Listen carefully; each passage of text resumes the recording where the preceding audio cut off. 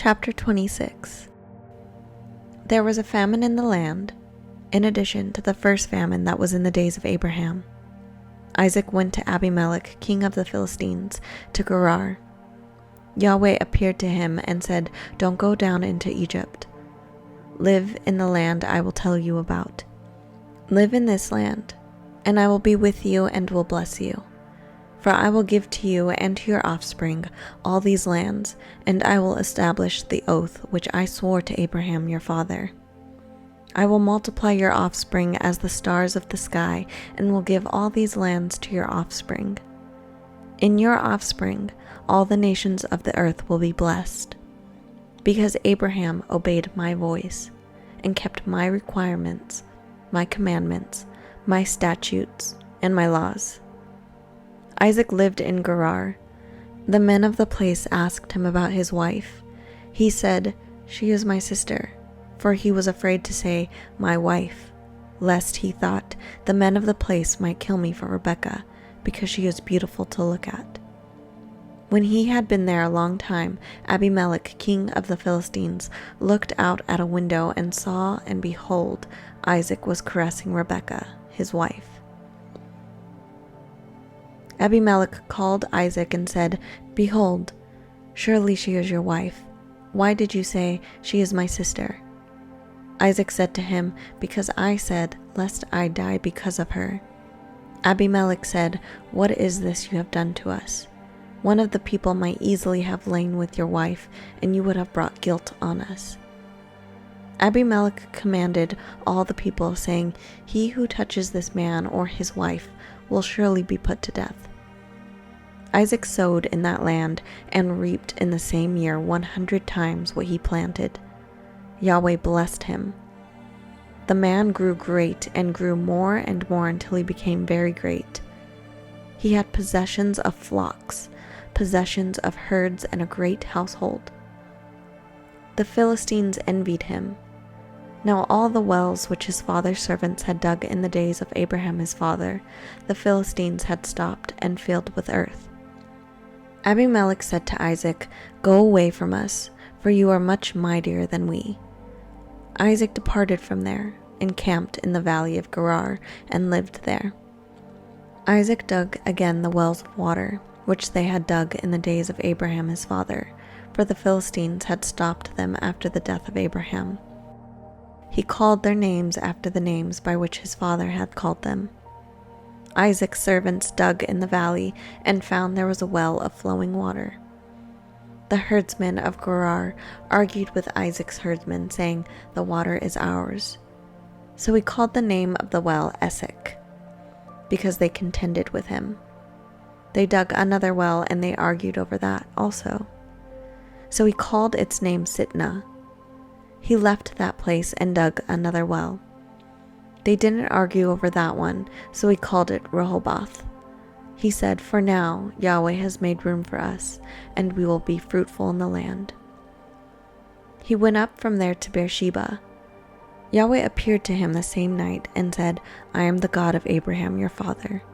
Don't be afraid, for I am with you and will bless you and multiply your offspring for my servant Abraham's sake." He built an altar there and called on Yahweh's name and pitched his tent there. There Isaac's servants dug a well. Then Abimelech went to him from Gerar with Ahuzath, his friend, and Phicol, the captain of his army. Isaac said to them, "Why have you come to me, since you hate me, and have sent me away from you?" They said, "We saw plainly that Yahweh was with you." We said, "Let there now be an oath between us, even between us and you, and let's make a covenant with you, that you will do us no harm, as we have not touched you, and as we have done to you nothing but good, and have sent you away in peace.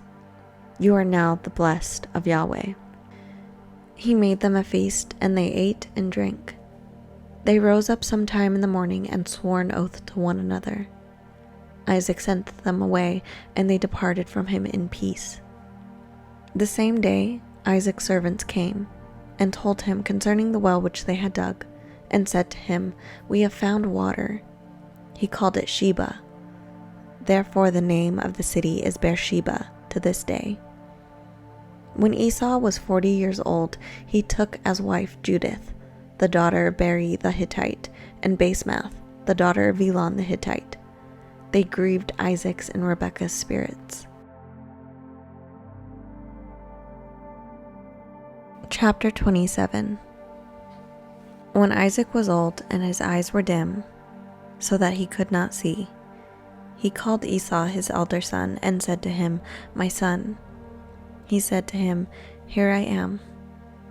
He said, "See now, I am old. I don't know the day of my death. Now therefore, please take your weapons, your quiver and your bow, and go out to the field and get me venison. Make me savory food such as I love, and bring it to me, that I may eat and that my soul may bless you before I die." Rebekah heard when Isaac spoke to Esau his son. Esau went to the field to hunt for venison and to bring it. Rebekah spoke to Jacob her son, saying, "Behold, I heard your father speak to Esau your brother, saying, 'Bring me venison and make me savory food, that I may eat and bless you before Yahweh, before my death.' Now therefore, my son, obey my voice according to that which I command you. Go now to the flock and get me 2 good young goats from there. I will make them savory food for your father, such as he loves.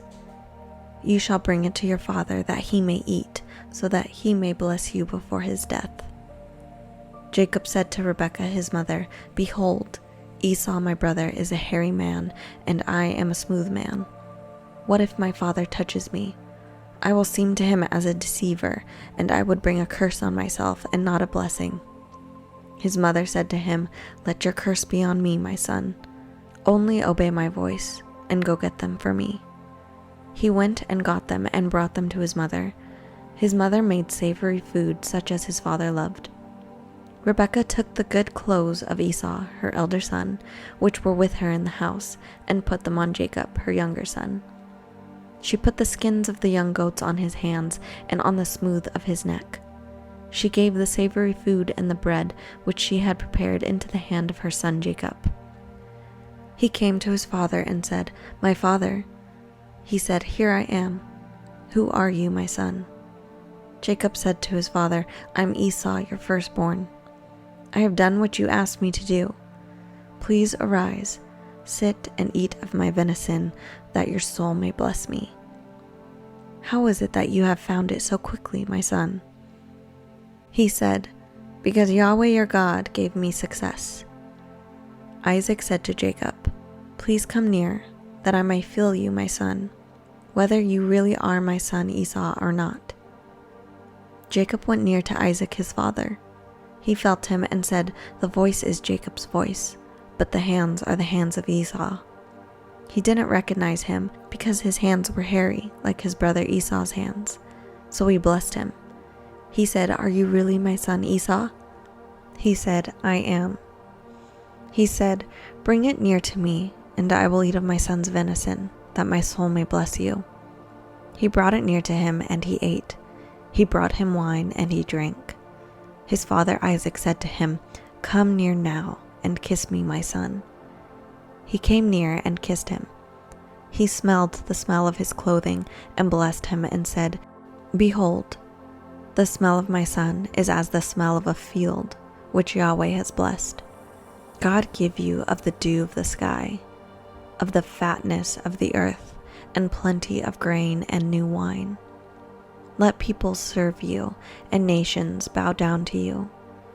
Be Lord over your brothers. Let your mother's sons bow down to you. Cursed be everyone who curses you. Blessed be everyone who blesses you." As soon as Isaac had finished blessing Jacob, and Jacob had just gone out from the presence of Isaac, his father, Esau, his brother, came in from his hunting. He also made savory food and brought it to his father. He said to his father, "Let my father arise and eat of his son's venison, that your soul may bless me." Isaac said to him, "Who are you?" He said, "I am your son, your firstborn, Esau." Isaac trembled violently and said, "Who then is he who has taken venison and brought it to me, and I have eaten of all before you came, and have blessed him. Yes, he will be blessed." When Esau heard the words of his father, he cried with an exceedingly great and bitter cry, and said to his father, "Bless me, even me also, my father." He said, "Your brother came with deceit, and has taken away your blessing." He said, "Isn't he rightly named Jacob? For he has supplanted me these 2 times.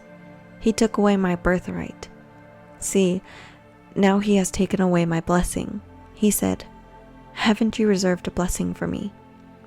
Isaac answered Esau, "Behold, I have made him your lord, and all his brothers I have given to him for servants.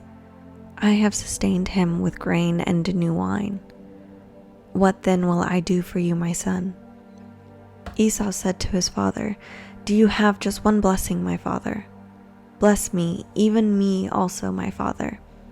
Esau lifted up his voice and wept. Isaac his father answered him, "Behold, your dwelling will be of the fatness of the earth, and of the dew of the sky from above. You will live by your sword, and you will serve your brother. It will happen, when you will break loose, that you will shake his yoke from off your neck." Esau hated Jacob because of the blessing with which his father blessed him. Esau said in his heart, "The days of mourning for my father are at hand. Then I will kill my brother Jacob."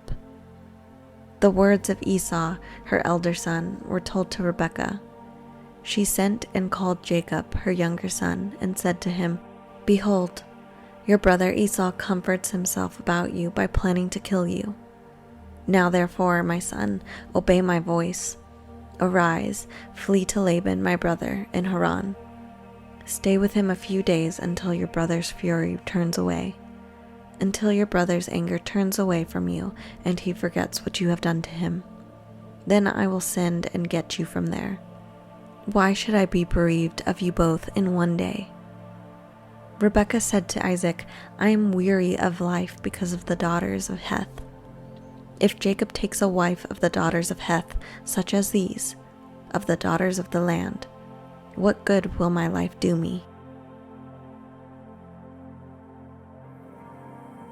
Chapter 28. Isaac called Jacob, blessed him, and commanded him, "You shall not take a wife of the daughters of Canaan. Arise, go to Padan Aram to the house of Bethuel, your mother's father. Take a wife from there from the daughters of Laban, your mother's brother. May God Almighty bless you, and make you fruitful, and multiply you, that you may be a company of peoples, and give you the blessing of Abraham to you and to your offspring with you, that you may inherit the land where you travel, which God gave to Abraham." Isaac sent Jacob away. He went to Padan Aram to Laban, son of Bethuel the Syrian, the brother of Rebekah, Jacob's and Esau's mother. Now Esau saw that Isaac had blessed Jacob, and sent him away to Padan Aram to take him a wife from there, and that as he blessed him he gave him a command, saying, "You shall not take a wife of the daughters of Canaan."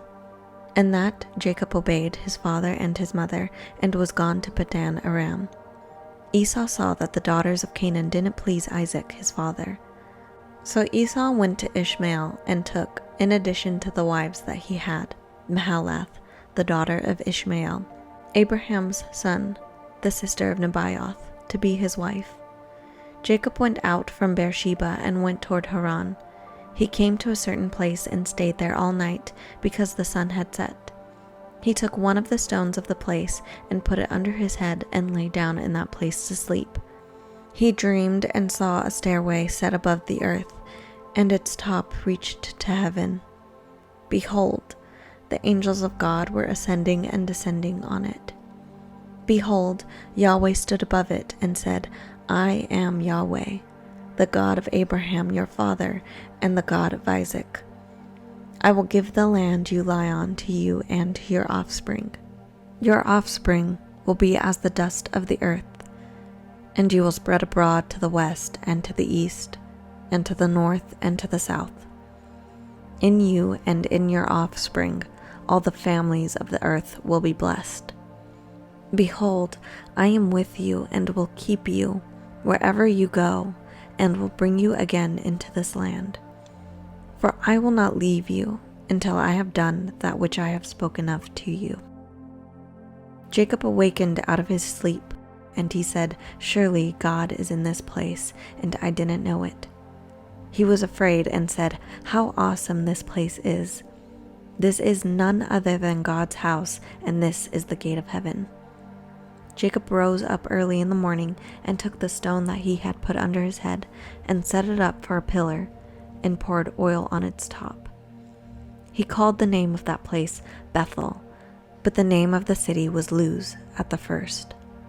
Jacob vowed a vow, saying, "If God will be with me, and will keep me in this way that I go, and will give me bread to eat and clothing to put on, so that I come again to my father's house in peace, and Yahweh will be my God, then this stone, which I have set up for a pillar, will be God's house.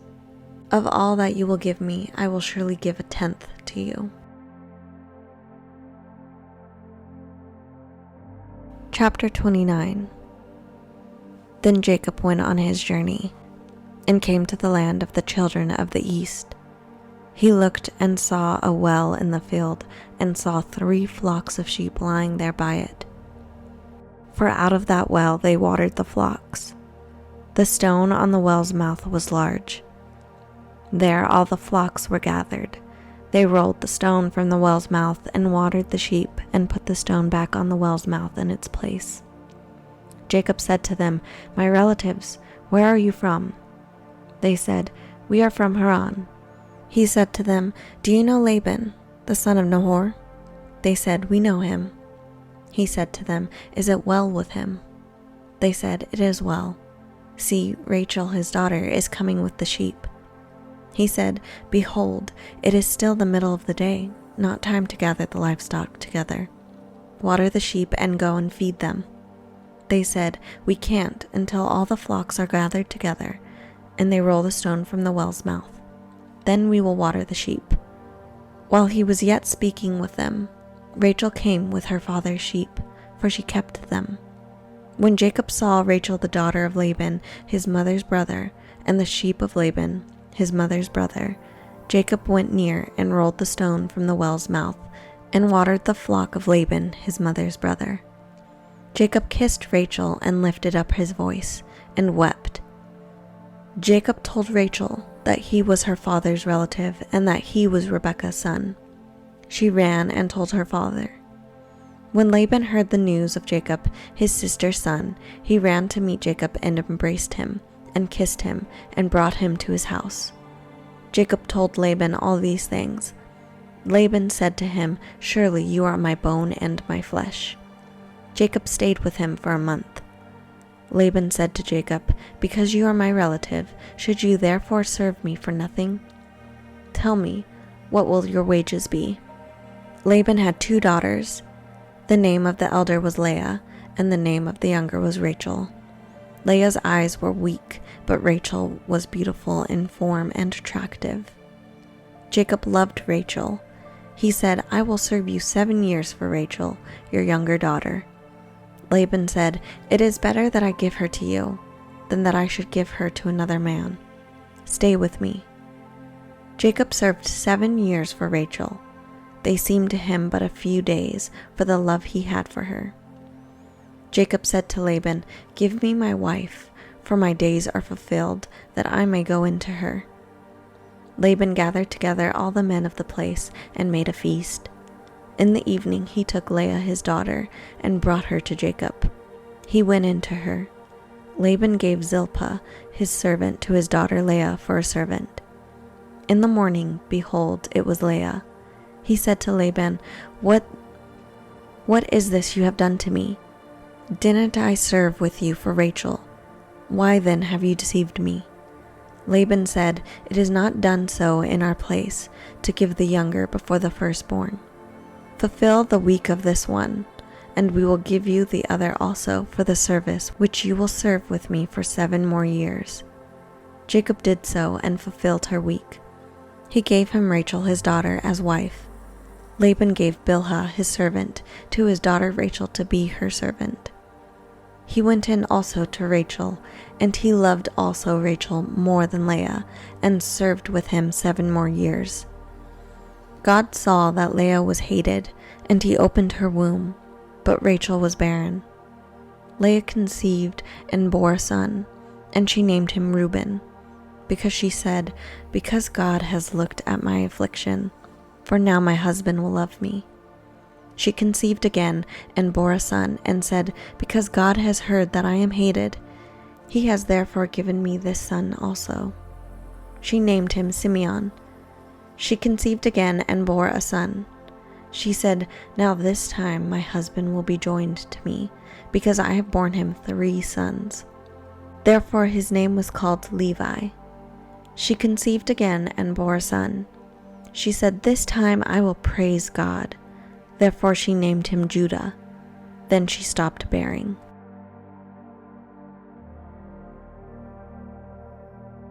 Chapter 30.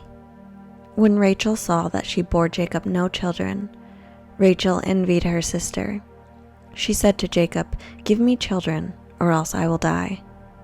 Jacob's anger burned against Rachel, and he said, "Am I in God's place, who has withheld from you the fruit of the womb?" She said, "Behold, my maid Bilhah, go into her, that she may bear on my knees, and I also may obtain children by her." She gave him Bilhah her servant as wife, and Jacob went into her. Bilhah conceived and bore Jacob a son. Rachel said, "God has judged me, and has also heard my voice, and has given me a son." Therefore she called his name Dan. Bilhah, Rachel's servant, conceived again and bore Jacob a second son. Rachel said, "I have wrestled with my sister with mighty wrestlings, and have prevailed." She named him Naphtali. When Leah saw that she had finished bearing, she took Zilpah her servant, and gave her to Jacob as a wife. Zilpah, Leah's servant, bore Jacob a son. Leah said, "How fortunate!" She named him Gad. Zilpah, Leah's servant, bore Jacob a second son. Leah said, "Happy am I, for the daughters will call me happy." She named him Asher. Reuben went in the days of wheat harvest, and found mandrakes in the field, and brought them to his mother, Leah. Then Rachel said to Leah, "Please give me some of your son's mandrakes." Leah said to her, "Is it a small matter that you have taken away my husband? Would you take away my son's mandrakes also?" Rachel said, "Therefore he will lie with you tonight for your son's mandrakes."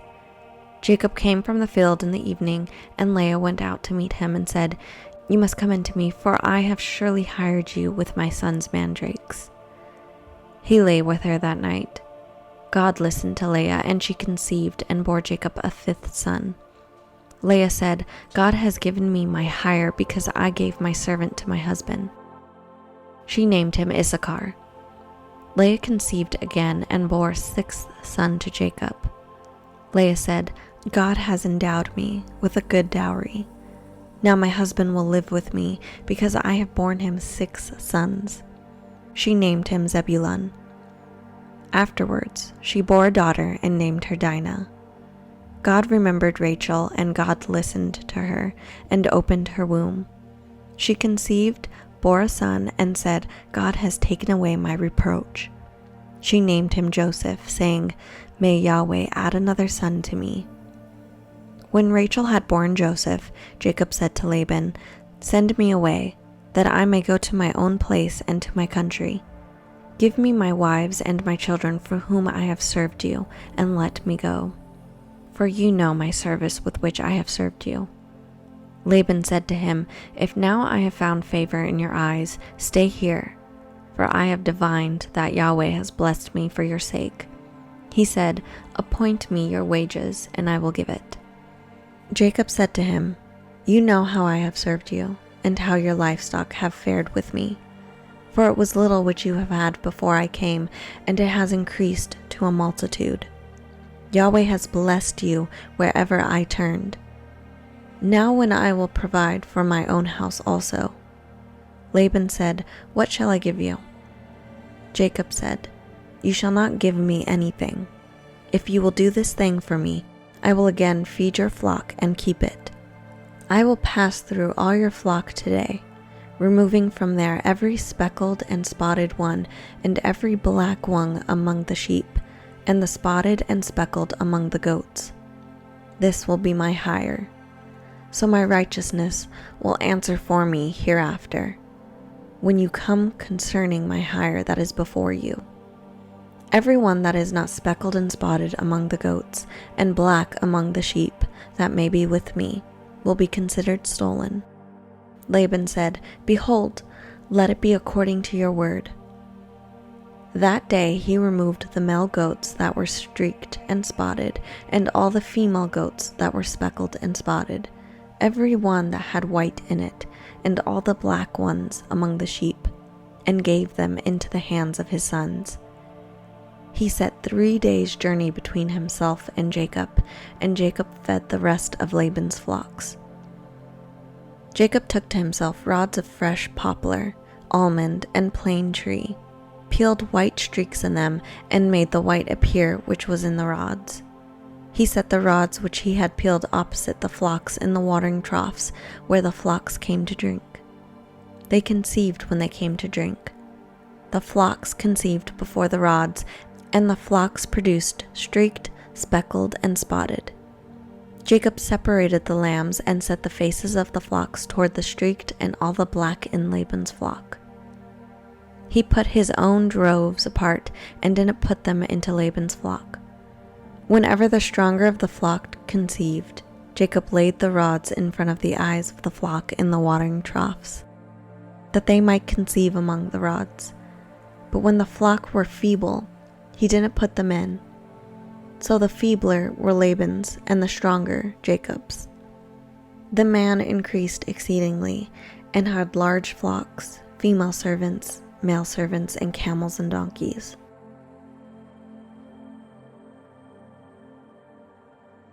Chapter 31. Jacob heard Laban's son's words, saying, "Jacob has taken away all that was our father's. He has obtained all this wealth from that which was our father's." Jacob saw the expression on Laban's face, and behold, it was not toward him as before. Yahweh said to Jacob, "Return to the land of your fathers and to your relatives, and I will be with you."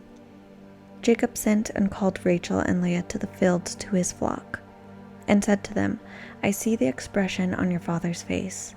That is not toward me as before, but the God of my father has been with me. You know that I have served your father with all of my strength. Your father has deceived me and changed my wages 10 times, but God didn't allow him to hurt me. If he said, 'The speckled will be your wages,' then all the flock bore speckled. If he said, 'The streaked will be your wages,' then all the flock bore streaked. Thus God has taken away your father's livestock and given them to me. During mating season I lifted up my eyes and saw in a dream, and behold, the male goats which leaped on the flock were streaked, speckled, and grizzled. The angel of God said to me in the dream, 'Jacob,' and I said, 'I am here.' He said, 'Now lift up your eyes and behold, all the male goats which leap on the flock are streaked, speckled, and grizzled, for I have seen all that Laban does to you. I am the God of Bethel, where you anointed a pillar, where you vowed a vow to me. Now arise, get out from this land and return to the land of your birth.' Rachel and Leah answered him, 'Is there yet any portion or inheritance for us in our father's house? Aren't we considered foreigners by him? For he has sold us, and he has also used up our money. For all the riches which God has taken away from our father are ours and our children's. Now then, whatever God has said to you, do.' Then Jacob rose up and set his sons and his wives on the camels. He took away all his livestock and all his possessions which he had gathered, including the livestock which he had gained in Padan Aram, to go to Isaac his father, to the land of Canaan. Now Laban had gone to shear sheep, and Rachel stole the teraphim that were her father's. Jacob deceived Laban the Syrian in that he didn't tell him that he was running away. So he fled with all that he had. He rose up, passed over the river, and set his face toward the mountain of Gilead. Laban was told on the third day that Jacob had fled. He took his relatives with him and pursued him 7 days' journey. He overtook him in the mountain of Gilead. God came to Laban the Syrian in a dream of the night and said to him, "Be careful that you don't speak to Jacob either good or bad." Laban caught up with Jacob. Now Jacob had pitched his tent in the mountain, and Laban with his relatives encamped in the mountain of Gilead. Laban said to Jacob, "What have you done, that you have deceived me, and carried away my daughters like captives of the sword? Why did you flee secretly, and deceive me, and didn't tell me, that I might have sent you away with mirth and with songs, with tambourine and with harp, and didn't allow me to kiss my sons and my daughters? Now have you done foolishly.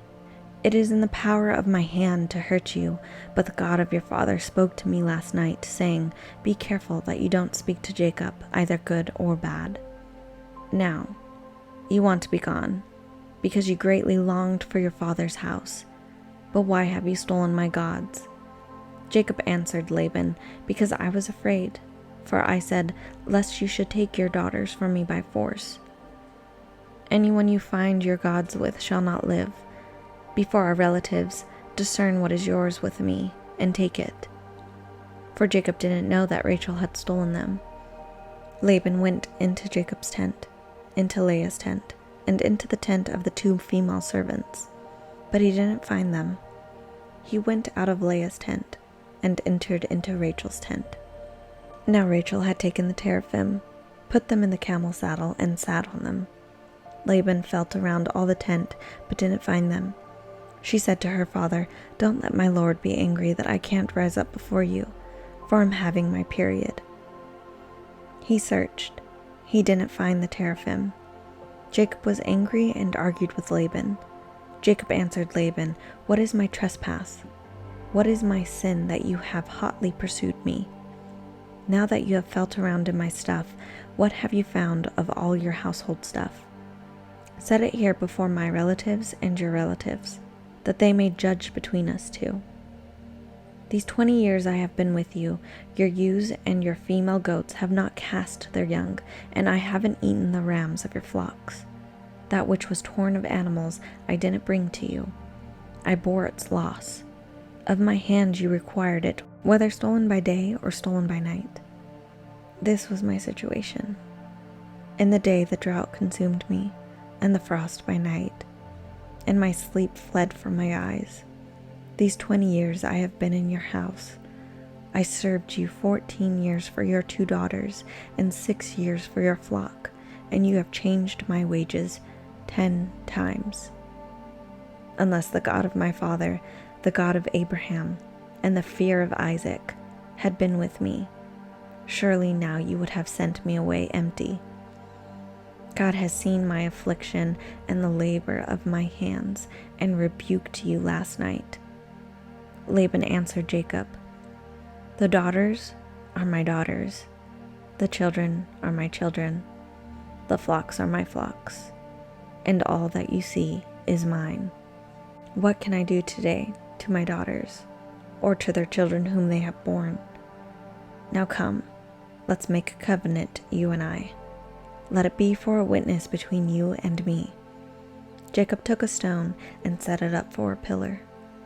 Jacob said to his relatives, "Gather stones." They took stones and made a heap. They ate there by the heap. Laban called it Jegar Sahadutha, but Jacob called it Galeed. Laban said, "This heap is witness between me and you today." Therefore it was named Galeed. And Mizpah, for he said, "Yahweh watch between me and you when we are absent from another. If you afflict my daughters, or if you take wives in addition to my daughters, no man is with us. Behold, God is witness between me and you." Laban said to Jacob, "See this heap, and see the pillar, which I have set between me and you. May this heap be a witness, and the pillar be a witness, that I will not pass over this heap to you, and that you will not pass over this heap and this pillar to me for harm. The God of Abraham and the God of Nahor, the God of their father, judge between us." Then Jacob swore by the fear of his father Isaac. Jacob offered a sacrifice in the mountain and called his relatives to eat bread. They ate bread and stayed up all night in the mountain. Early in the morning, Laban rose up and kissed his sons and his daughters and blessed them. Laban departed and returned to his place.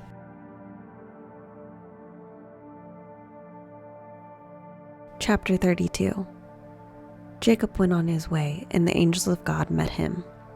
When he saw them, Jacob said, "This is God's army." He called the name of that place Mahanaim. Jacob sent messengers in front of him to Esau, his brother, to the land of Seir, the field of Edom. He commanded them, saying, "This is what you shall tell my lord Esau. This is what your servant Jacob says. I have lived as a foreigner with Laban and stayed until now. I have cattle, donkeys, flocks, male servants, and female servants. I have sent to tell my lord that I might find favor in your sight." The messengers returned to Jacob, saying, "We came to your brother Esau. He is coming to meet you, and 400 men are with him." Then Jacob was greatly afraid and was distressed. He divided the people who were with him, along with the flocks, the herds, and the camels, into 2 companies. He said, "If Esau comes to the one company and strikes it, then the company which is left will escape." Jacob said, "God of my father Abraham and God of my father Isaac, Yahweh, who said to me, 'Return to your country and to your relatives, and I will do you good.' I am not worthy of the least of all the loving kindnesses and of all the truth which you have shown to your servant, for with just my staff I crossed over this Jordan, and now I have become 2 companies. Please deliver me from the hand of my brother, from the hand of Esau, for I fear him, lest he come and strike me and the mothers with the children. You said, 'I will surely do you good, and make your offspring as the sand of the sea, which can't be counted because there are so many.'" He stayed there that night, and took from that which he had with him a present for Esau, his brother: 200 female goats and 20 male goats, 200 ewes and 20 rams, 30 milk camels and their colts, 40 cows, 10 bulls, 20 female donkeys, and 10 fowls. He delivered them into the hands of his servants, every herd by itself, and said to his servants, "Pass over before me, and put a space between herd and herd." He commanded the foremost, saying, "When Esau, my brother, meets you, and asks you, saying, 'Whose are you? Where are you going? Whose are these before you?' Then you shall say, 'They are your servant Jacob's. It is a present sent to my lord Esau.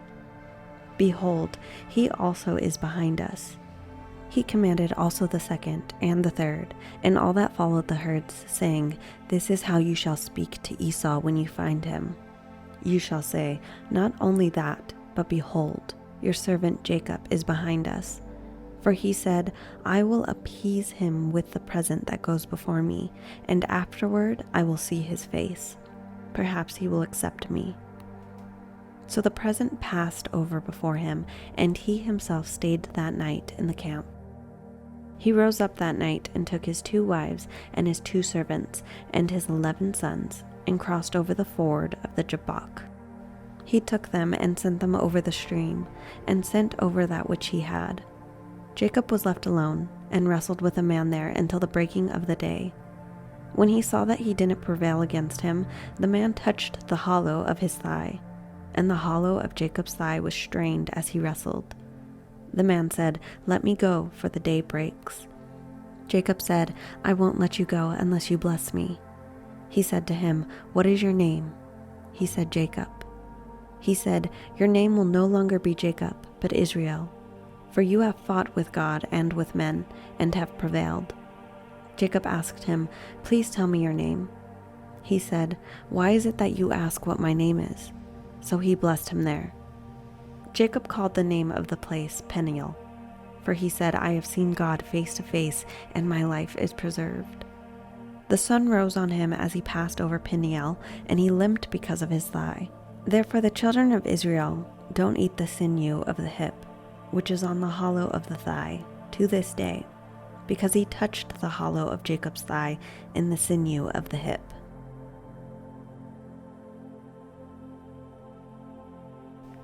Chapter 33. Jacob lifted up his eyes and looked, and behold, Esau was coming, and with him 400 men. He divided the children between Leah and Rachel and the 2 servants. He put the servants and their children in front, Leah and her children after, and Rachel and Joseph at the rear. He himself passed in front of them and bowed himself to the ground 7 times until he came near to his brother. Esau ran to meet him, embraced him, fell on his neck, kissed him, and they wept. He lifted up his eyes and saw the women and the children, and said, Who are these with you? He said, The children who God has graciously given to your servant. Then the servants came near with their children, and they bowed themselves. Leah also and her children came near and bowed themselves. After them Joseph came near with Rachel, and they bowed themselves. Leah also and her children came near and bowed themselves. After them Joseph came near with Rachel, and they bowed themselves. Esau said, What do you mean by all this company which I met?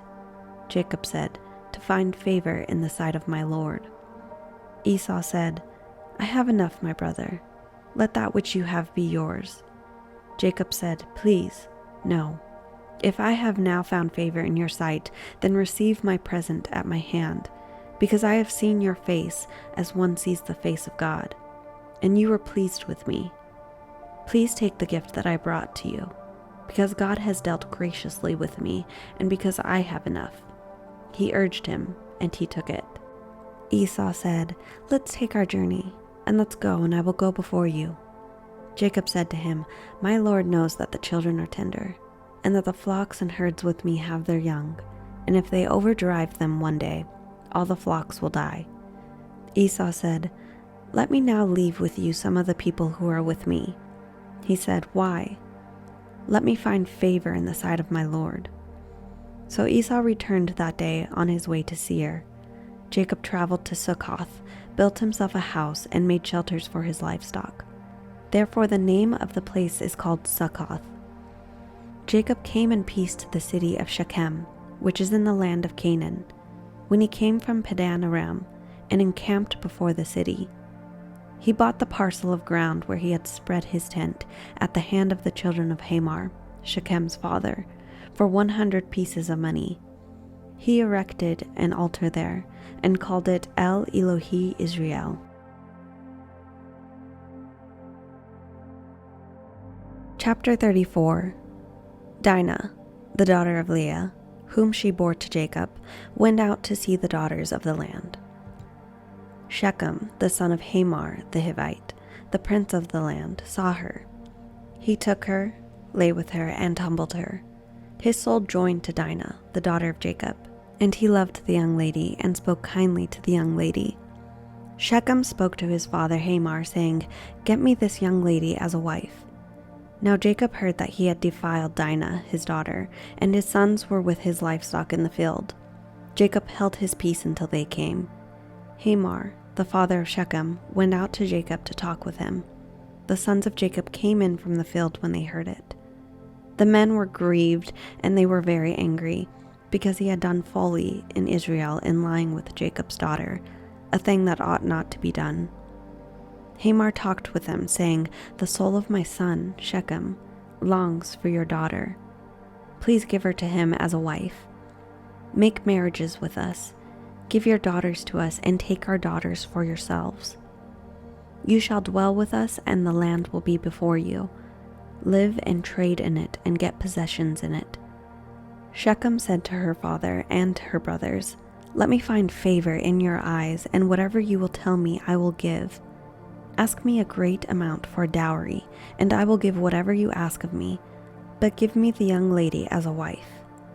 The sons of Jacob answered Shechem and Hamor his father with deceit when they spoke, because he had defiled Dinah their sister, and said to them, "We can't do this thing to give our sister to one who is uncircumcised, for that is a reproach to us. Only on this condition will we consent to you. If you will be as we are, that every male of you be circumcised, then we will give our daughters to you, and we will take your daughters to us, and we will dwell with you, and we will become one people. But if you will not listen to us, and be circumcised, then we will take our sister, and we will be gone." Their words pleased Hamor and Shechem, Hamor's son. The young man didn't wait to do this thing because he had delight in Jacob's daughter, and he was honored above all the house of his father. Hamor and Shechem, his son, came to the gate of their city and talked with the men of their city, saying, "These men are peaceful with us. Therefore let them live in the land and trade in it. For behold, the land is large enough for them. Let's take their daughters to us for wives, and let's give them our daughters. Only on this condition will the men consent to us to live with us, to become one people, if every male among us is circumcised, as they are circumcised. Won't their livestock and their possessions and all their animals be ours? Only let's give our consent to them, and they will dwell with us." All who went out of the gate of his city listened to Hamor and to Shechem his son, and every male was circumcised, all who went out of the gate of his city. On the third day they were sore. 2 of Jacob's sons, Simeon and Levi, Dinah's brothers, each took his sword, came upon the unsuspecting city, and killed all the males. They killed Hamor and Shechem his son with the edge of the sword, and took Dinah out of Shechem's house and went away. Jacob's sons came on the dead and plundered the city, because they had defiled their sister. They took their flocks, their herds, their donkeys, that which was in the city, that which was in the field, and all their wealth. They took captive all their little ones and their wives, and took as plunder everything that was in the house. Jacob said to Simeon and Levi, "You have troubled me to make me odious to the inhabitants of the land, among the Canaanites and the Perizzites. I am few in number. They will gather themselves together against me and strike me, and I will be destroyed, I and my house." They said, "Should he deal with our sister as with a prostitute?" Chapter 35. God said to Jacob, "Arise, go up to Bethel and live there. Make there an altar to God, who appeared to you when you fled from the face of Esau your brother." Then Jacob said to his household and to all who were with him, "Put away the foreign gods that are among you. Purify yourselves, change your garments. Let's arise and go up to Bethel. I will make there an altar to God, who answered me in the day of my distress, and was with me on the way which I went." They gave to Jacob all the foreign gods which were in their hands, and the rings which were in their ears, and Jacob hid them under the oak which was by Shechem.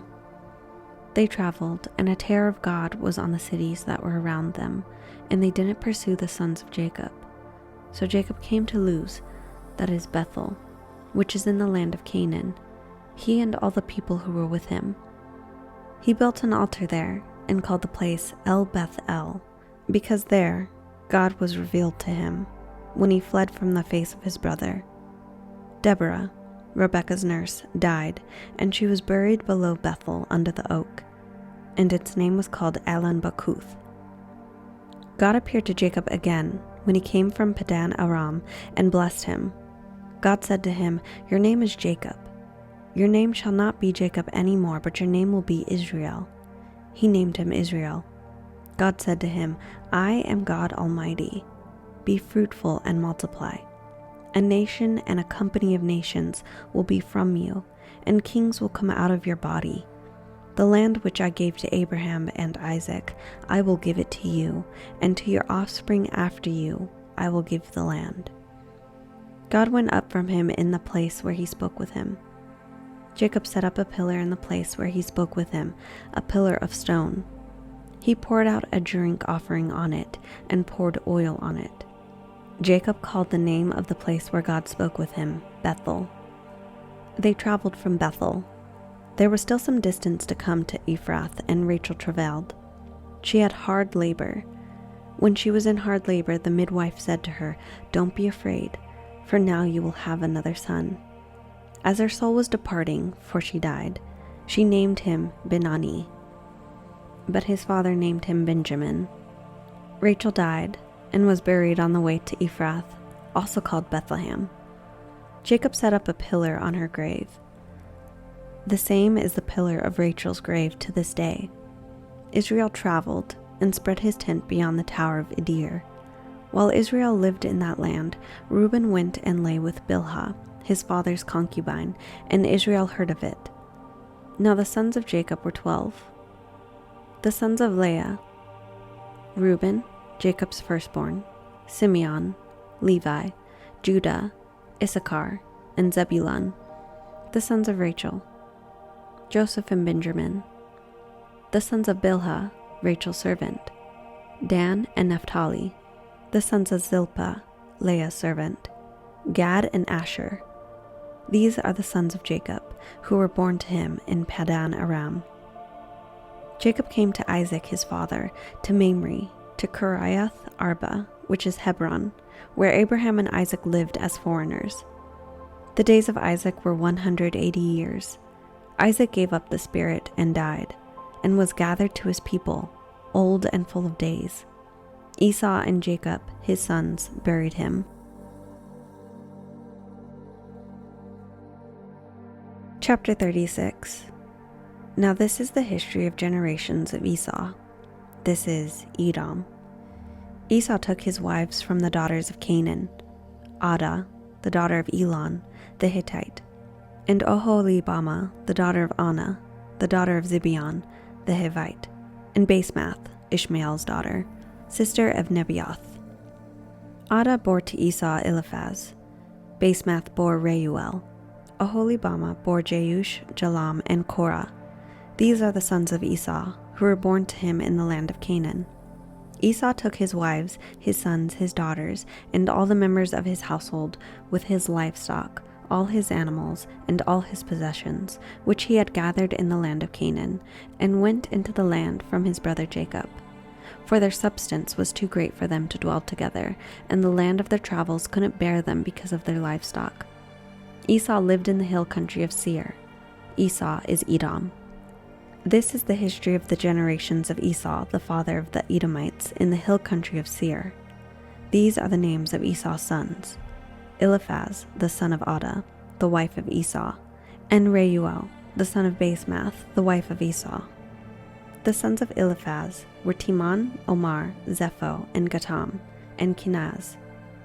Timnah was concubine to Eliphaz, Esau's son, and she bore to Eliphaz Ahimelech. These are the descendants of Adah, Esau's wife. These are the sons of Reuel: Nahath, Zerah, Shammah, and Mizah. These were the descendants of Basemath, Esau's wife. These were the sons of Oholibamah, the daughter of Anah, the daughter of Zibeon, Esau's wife. She bore to Esau Jeush, Jalam, and Korah. These are the chiefs of the sons of Esau.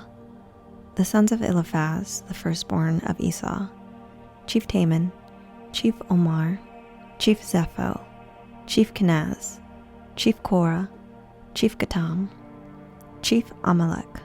These are the chiefs who came of Eliphaz in the land of Edom. These are the sons of Adah.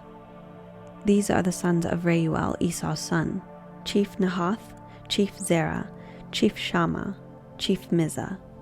These are the chiefs who came of Reuel in the land of Edom. These are the sons of Basemath, Esau's wife. These are the sons of Oholibamah, Esau's wife: Chief Jeush, Chief Jalam, Chief Korah. These are the chiefs who came of Oholibamah, the daughter of Anah, Esau's wife. These are the sons of Esau, that is, Edom, and these are their chiefs. These are the sons of Seir, the Horite, the inhabitants of the land: Lotan, Shobal, Zibeon, Anah, Dishon, Azir, and Dishan. These are the chiefs who came of the Horites, the children of Seir, in the land of Edom: The children of Lotan were Hori and Heman. Lotan's sister was Timnah. These are the children of Shobal: Alvan, Manahath, Ebal, Shepho, and Onam. These are the children of Zibeon: Aya and Anna.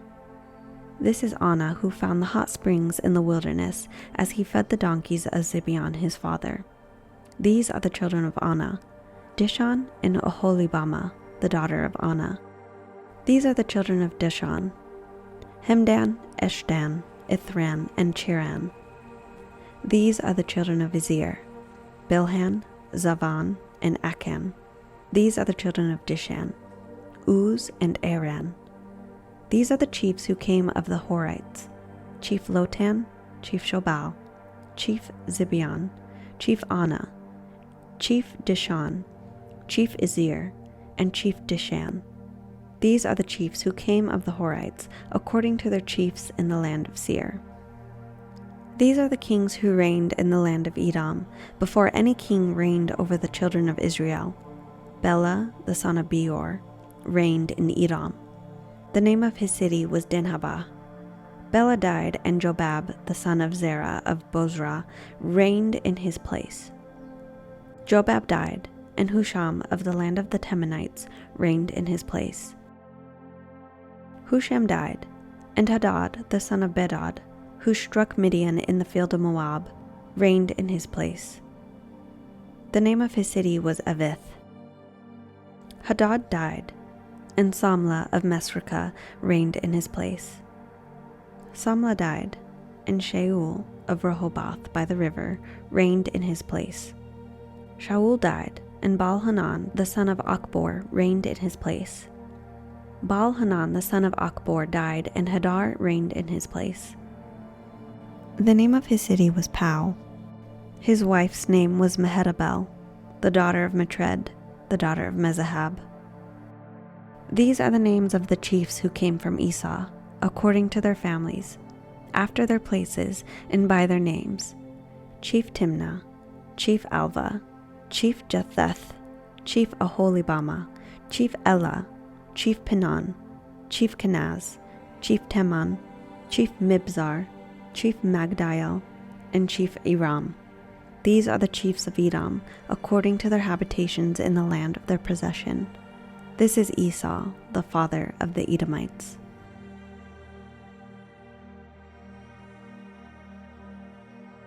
Chapter 37. Jacob lived in the land of his father's travels, in the land of Canaan. This is the history of the generations of Jacob. Joseph, being 17 years old, was feeding the flock with his brothers. He was a boy with the sons of Bilhah and Zilpah, his father's wives. Joseph brought an evil report of them to their father. Now Israel loved Joseph more than all his children, because he was the son of his old age, and he made him a tunic of many colors. His brothers saw that their father loved him more than all his brothers, and they hated him, and couldn't speak peaceably to him. Joseph dreamed a dream, and he told it to his brothers, and they hated him all the more. He said to them, "Please hear this dream which I have dreamed. For behold, we were binding sheaves in the field, and behold, my sheaf arose, and also stood upright. And behold, your sheaves came around, and bowed down to my sheaf." His brothers asked him, "Will you indeed reign over us? Will you indeed have dominion over us?" They hated him all the more for his dreams and for his words. He dreamed yet another dream, and told it to his brothers, and said, "Behold, I have dreamed yet another dream, and behold, the sun and the moon and 11 stars bowed down to me." He told it to his father and his brothers. His father rebuked him and said to him, "What is this dream that you have dreamed? Will I and your mother and your brothers indeed come to bow ourselves down to the earth before you?" His brothers envied him, but his father kept this saying in his mind. His brothers went to feed their father's flock in Shechem. Israel said to Joseph, "Aren't your brothers feeding the flock in Shechem?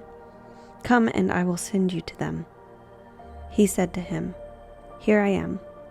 He said to him, "Go now, see whether it is well with your brothers and well with the flock. and bring me word again." So he sent him out of the valley of Hebron, and he came to Shechem.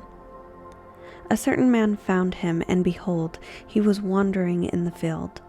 The man asked him, "What are you looking for?" He said, "I am looking for my brothers. Tell me, please, where they are feeding the flock." The man said, "They have left here, for I heard them say, 'Let's go to Dothan.'" Joseph went after his brothers and found them in Dothan. They saw him afar off, and before he came near to them, they conspired against him to kill him. They said to one another, "Behold, this dreamer comes. Come now, therefore, and let's kill him, and cast him into one of the pits, and we will say, 'An evil animal has devoured him.' We will see what will become of his dreams." Reuben heard it and delivered him out of their hand and said, "Let's not take his life." Reuben said to them, "Shed no blood. Throw him into this pit that is in the wilderness, but lay no hand on him, that he might deliver him out of their hand to restore him to his father." When Joseph came to his brothers, they stripped Joseph of his tunic, the tunic of many colors that was on him, and they took him and threw him into the pit. The pit was empty. There was no water in it. They sat down to eat bread, and they lifted up their eyes and looked, and saw a caravan of Ishmaelites was coming from Gilead, with their camels bearing spices, balm, and myrrh, going to carry it down to Egypt. Judah said to his brothers, "What profit is it if we kill our brother and conceal his blood? Come, and let's sell him to the Ishmaelites, and not let our hand be on him, for he is our brother, our flesh." His brothers listened to him. Midianites who were merchants passed by, and they drew and lifted up Joseph out of the pit, and sold Joseph to the Ishmaelites for 20 pieces of silver. The merchants brought Joseph into Egypt. Reuben returned to the pit and saw that Joseph wasn't in the pit, and he tore his clothes. He returned to his brothers and said, "The child is no more, and I, where will I go?" They took Joseph's tunic and killed a male goat, and dipped the tunic in the blood. They took the tunic of many colors, and they brought it to their father and said, "We have found this. Examine it now, and see if it is your son's tunic or not." He recognized it and said, "It is my son's tunic. An evil animal has devoured him. Joseph is without a doubt torn in pieces." Jacob tore his clothes and put sackcloth on his waist, and mourned for his son many days. All his sons and all his daughters rose up to comfort him, but he refused to be comforted. He said, "For I will go down to Sheol to my son, mourning." His father wept for him. The Midianites sold him into Egypt to Potiphar, an officer of Pharaoh's, the captain of the guard.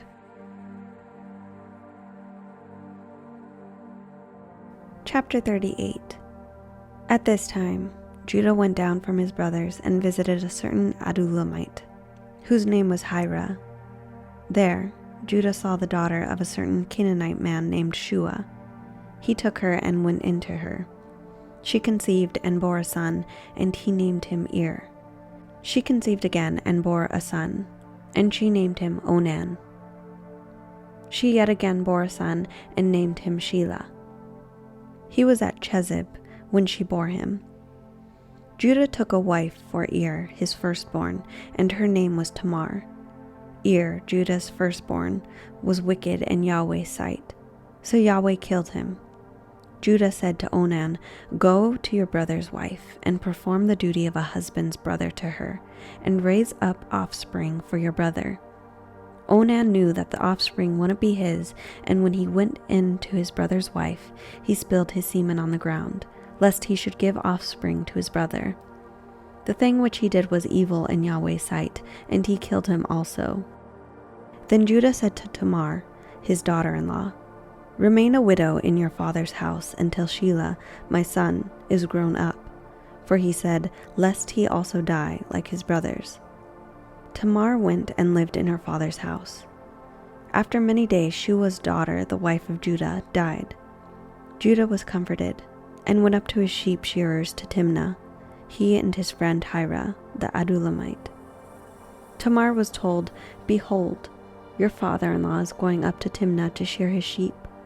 She took off the garments of her widowhood and covered herself with her veil and wrapped herself, and sat in the gate of Enaim, which is on the way to Timnah, for she saw that Shelah was grown up and she wasn't given to him as a wife. When Judah saw her, he thought that she was a prostitute, for she had covered her face. He turned to her by the way and said, "Please come, let me come in to you," for he didn't know that she was his daughter-in-law. She said, "What will you give me that you may come into me?" He said, "I will send you a young goat from the flock." She said, "Will you give me a pledge until you send it?" He said, "What pledge will I give you?" She said, "Your signet, and your cord, and your staff that is in your hand." He gave them to her, and came into her, and she conceived by him. She arose and went away, and put off her veil from her, and put on the garments of her widowhood. Judah sent the young goat by the hand of his friend, the Adullamite, to receive the pledge from the woman's hand, but he didn't find her. Then he asked the men of her place, saying, "Where is the prostitute that was by the Enaim by the road?" They said, "There has been no prostitute here." He returned to Judah and said, "I haven't found her." And also the men of the place said, "There has been no prostitute here."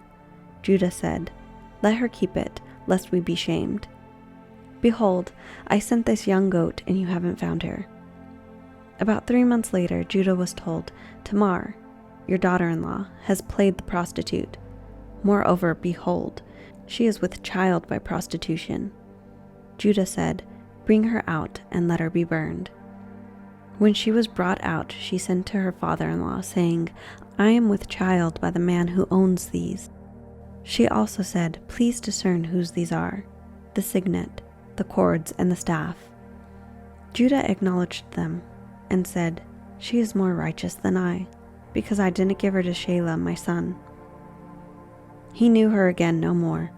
In the time of her travail, behold, twins were in her womb. When she travailed, one put out a hand, and the midwife took and tied a scarlet thread on his hand, saying, "This came out first." As he drew back his hand, behold, his brother came out, and she said, "Why have you made a breach for yourself?" Therefore his name was called Perez.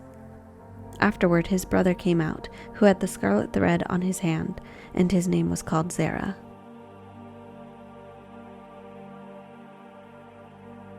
Chapter 39. Joseph was brought down to Egypt. Potiphar, an officer of Pharaoh's, the captain of the guard, an Egyptian, brought him from the hand of the Ishmaelites that had brought him down there. Yahweh was with Joseph, and he was a prosperous man. He was in the house of his master, the Egyptian.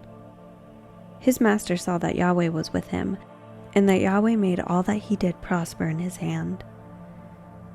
Joseph found favor in his sight.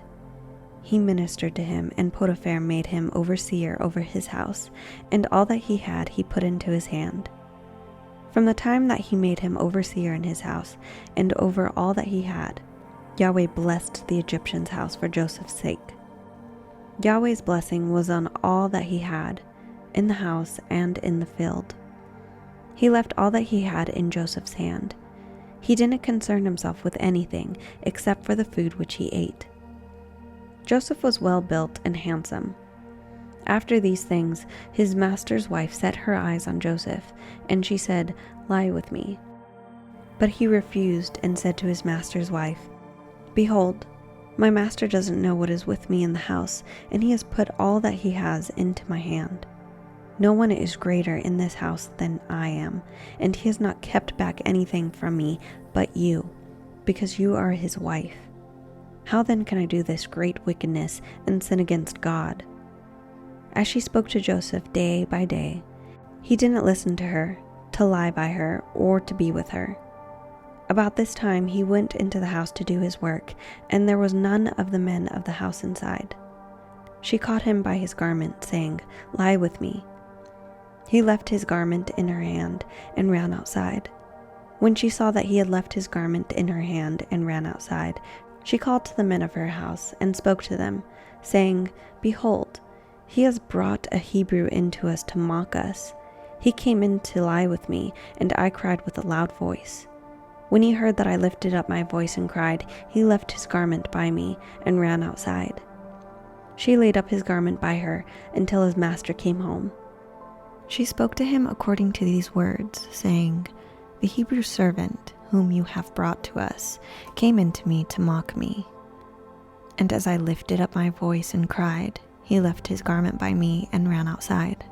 When his master heard the words of his wife, which she spoke to him, saying, "This is what your servant did to me," his wrath was kindled. Joseph's master took him and put him into the prison, the place where the king's prisoners were bound, and he was there in custody. But Yahweh was with Joseph and showed kindness to him, and gave him favor in the sight of the keeper of the prison. The keeper of the prison committed to Joseph's hand all the prisoners who were in the prison. Whatever they did there, he was responsible for it. The keeper of the prison didn't look after anything that was under his hand, because Yahweh was with him, and that which he did, Yahweh made it prosper.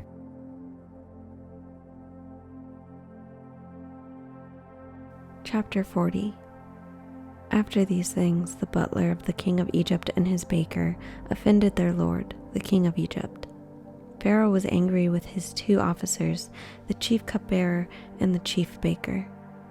He put them in custody in the house of the captain of the guard, into the prison, the place where Joseph was bound. The captain of the guard assigned them to Joseph, and he took care of them.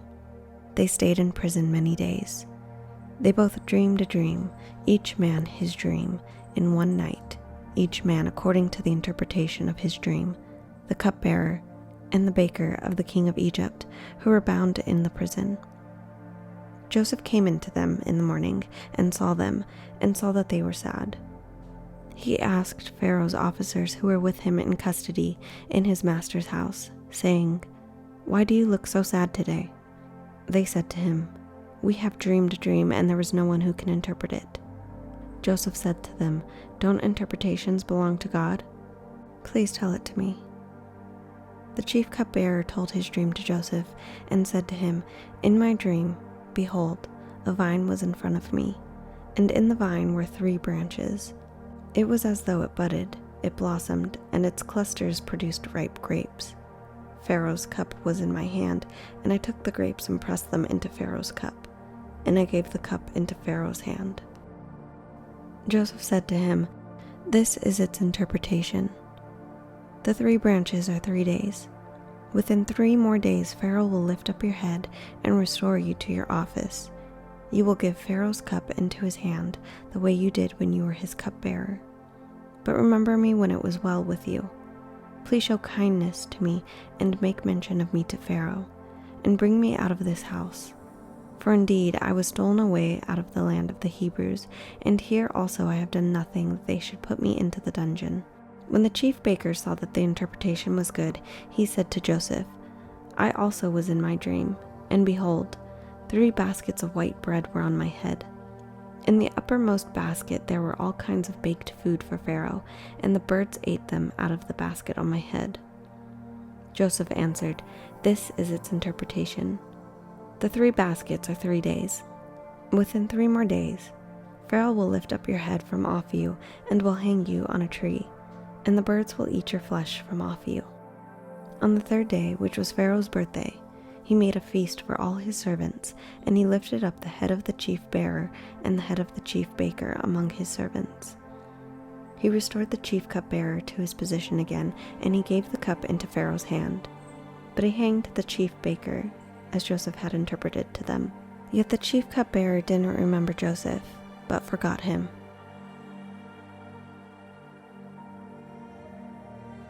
Chapter 41. At the end of 2 full years, Pharaoh dreamed, and behold, he stood by the river. Behold, 7 cattle came up out of the river.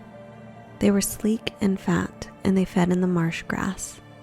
Behold, 7 other cattle came up after them out of the river, ugly and thin, and stood by the other cattle on the brink of the river. The ugly and thin cattle ate up the 7 sleek and fat cattle. So Pharaoh awoke. He slept and dreamed a 2nd time. And behold, 7 heads of grain came up, 1 stalk, healthy and good. Behold, 7 heads of grain, thin and blasted with the east wind, sprung up after them. The thin heads of grain swallowed up the 7 healthy and full ears. Pharaoh awoke, and behold, it was a dream. In the morning his spirit was troubled, and he sent and called for all of Egypt's magicians and wise men. Pharaoh told his dreams, but there was no one who could interpret them to Pharaoh. Then the chief cupbearer spoke to Pharaoh, saying, I remember my faults today. Pharaoh was angry with his servants and put me in custody in the house of the captain of the guard with the chief baker. We dreamed a dream in one night, he and I.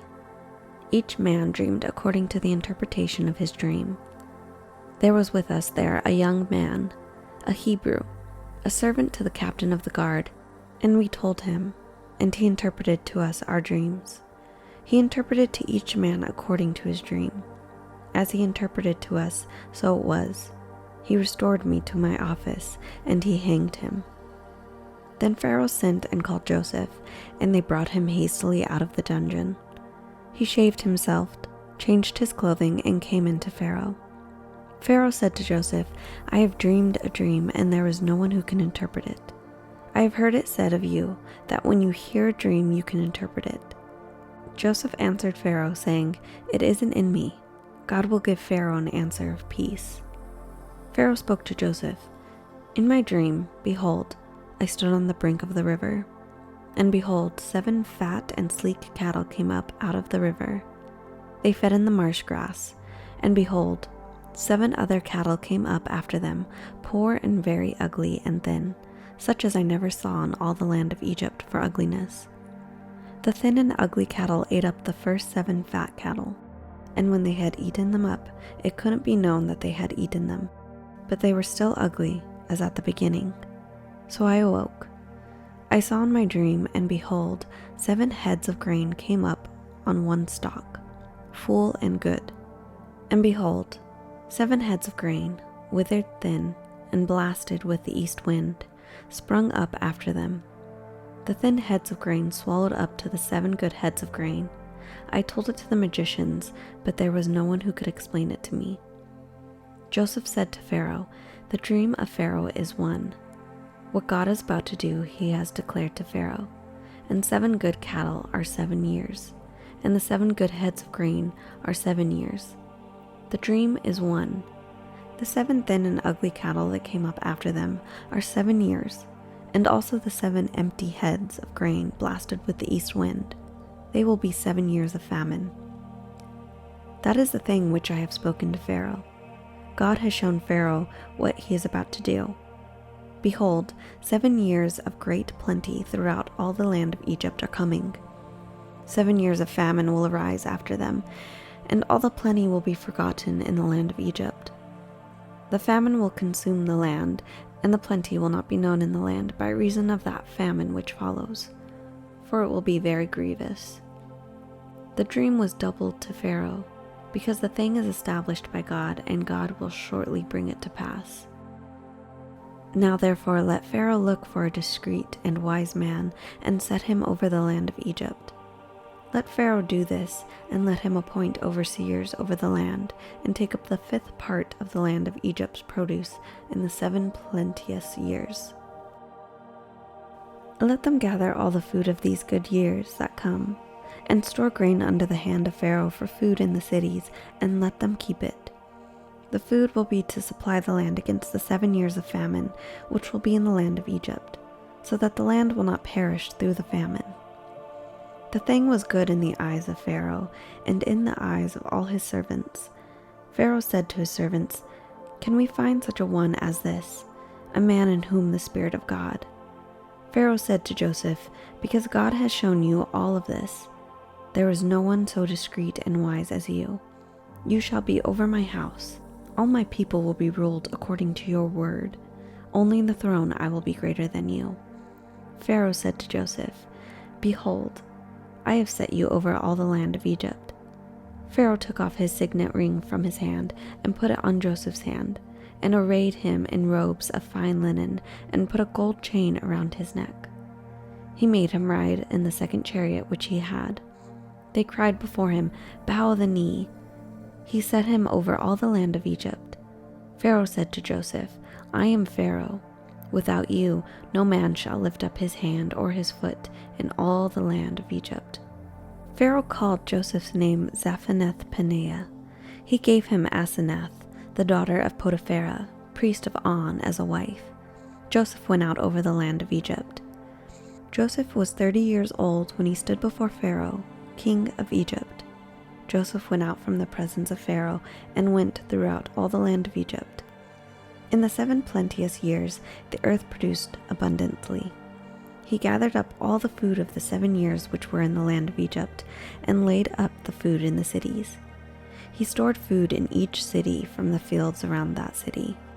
Joseph laid up grain as the sand of the sea, very much, until he stopped counting, for it was without number.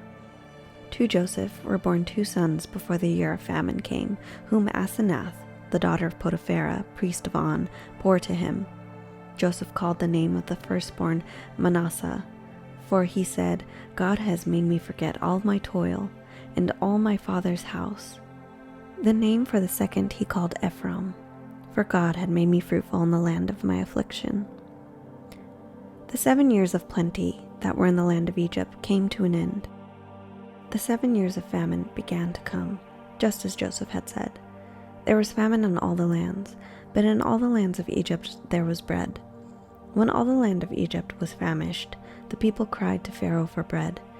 And Pharaoh said to all the Egyptians, "Go to Joseph. What he says to you, do." The famine was over all the surface of the earth. Joseph opened all the storehouses and sold to the Egyptians. The famine was severe in the land of Egypt. All countries came into Egypt to Joseph to buy grain, because the famine was severe in all the earth. Chapter 42. Now Jacob saw that there was grain in Egypt, and Jacob said to his sons, "Why do you look at one another?" He said, "Behold, I have heard that there is grain in Egypt.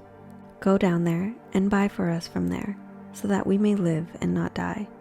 Joseph's 10 brothers went down to buy grain from Egypt, but Jacob didn't send Benjamin, Joseph's brother, with his brothers, for he said, "Lest perhaps harm happened to him." The sons of Israel came to buy among those who came, for the famine was in the land of Canaan. Joseph was the governor over the land. It was he who sold to all the people of the land. Joseph's brothers came and bowed themselves down to him with their faces to the earth. Joseph saw his brothers, and he recognized them, but he acted like a stranger to them and spoke roughly with them. He said to them, "Where did you come from?" They said, "From the land of Canaan to buy food." Joseph recognized his brothers, but they didn't recognize him.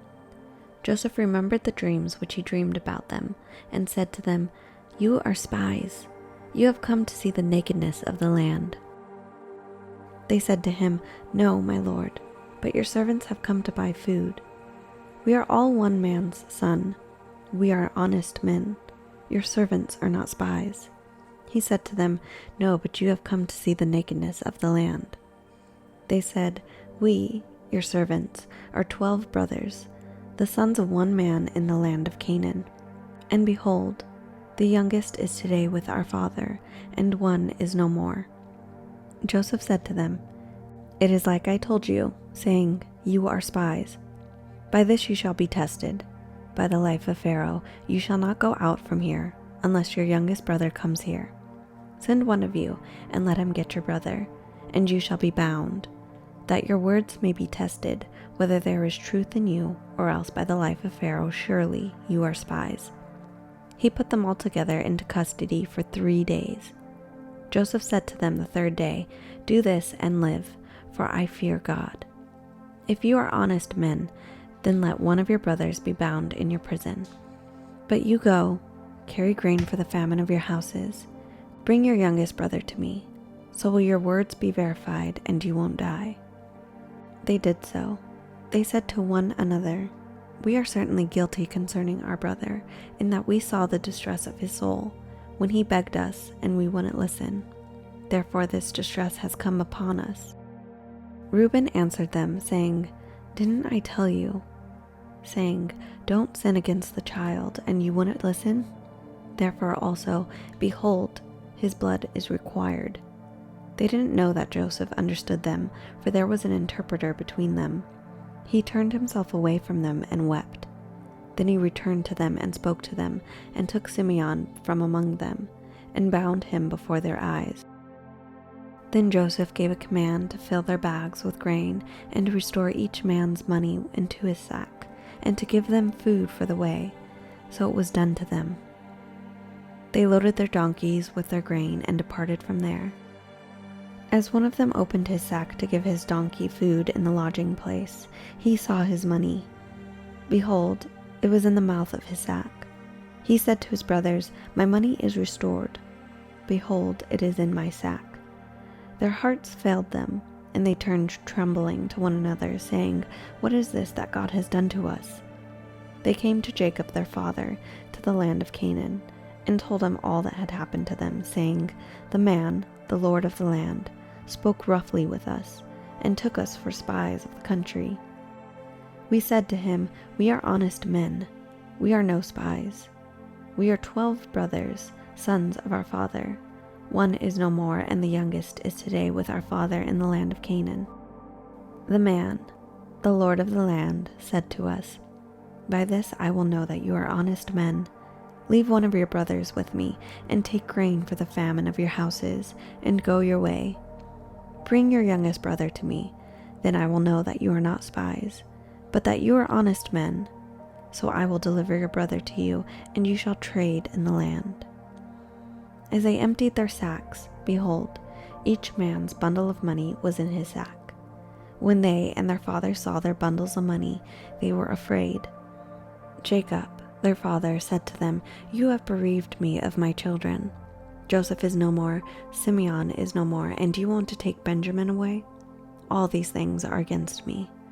Reuben spoke to his father, saying, 'Kill my 2 sons, if I don't bring him to you. Entrust him to my care, and I will bring him to you again.' He said, 'My son shall not go down with you, for his brother is dead, and he only is left. If harm happens to him along the way in which you go, then you will bring down my gray hairs with sorrow to Sheol.'"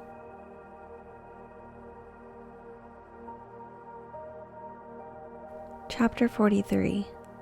The famine was severe in the land. When they had eaten up the grain which they had brought out of Egypt, their father said to them, "Go again, buy us a little more food." Judah spoke to him, saying, "The man solemnly warned us, saying, 'You shall not see my face unless your brother is with you.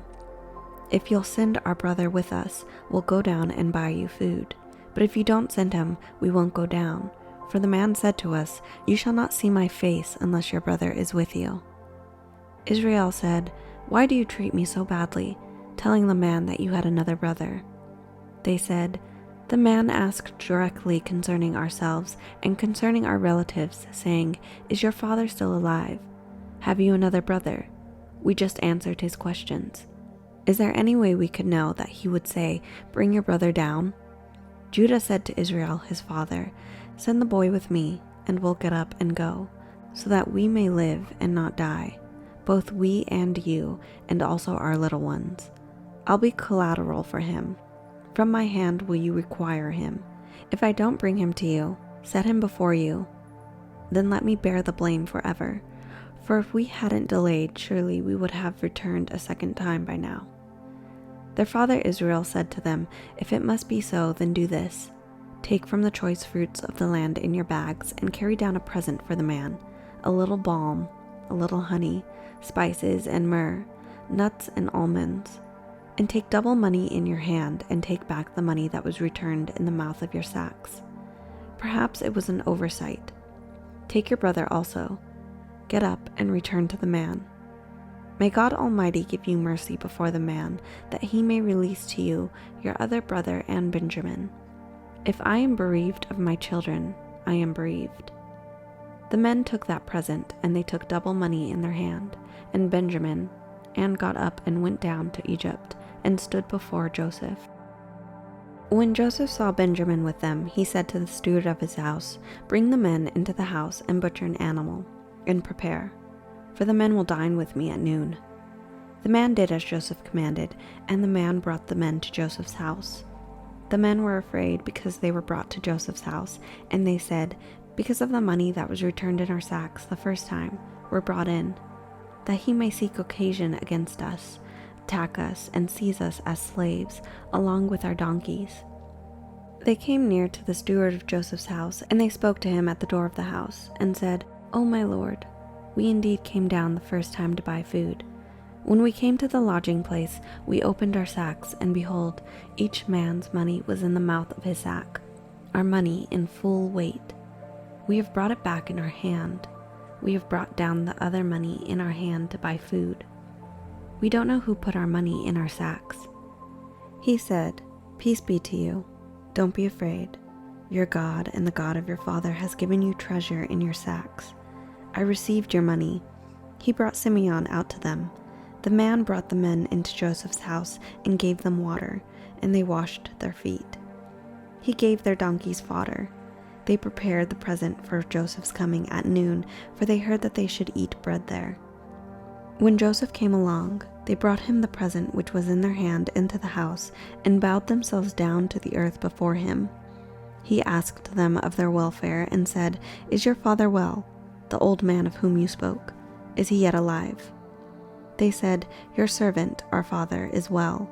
He is still alive." They bowed down humbly. He lifted up his eyes and saw Benjamin, his brother, his mother's son, and said, "Is this your youngest brother, of whom you spoke to me?" He said, "God be gracious to you, my son." Joseph hurried, for his heart yearned over his brother, and he sought a place to weep. He entered into his room and wept there. He washed his face and came out. He controlled himself and said, "Serve the meal." They served him by himself, and then by themselves. They served him by himself, and then by themselves, and the Egyptians who ate by him by themselves, because the Egyptians don't eat with the Hebrews, for that is an abomination to the Egyptians.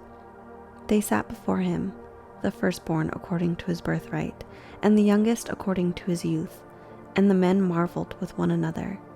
He sent portions to them from before him, but Benjamin's portion was 5 times as much as any of theirs. They drank and were merry with him.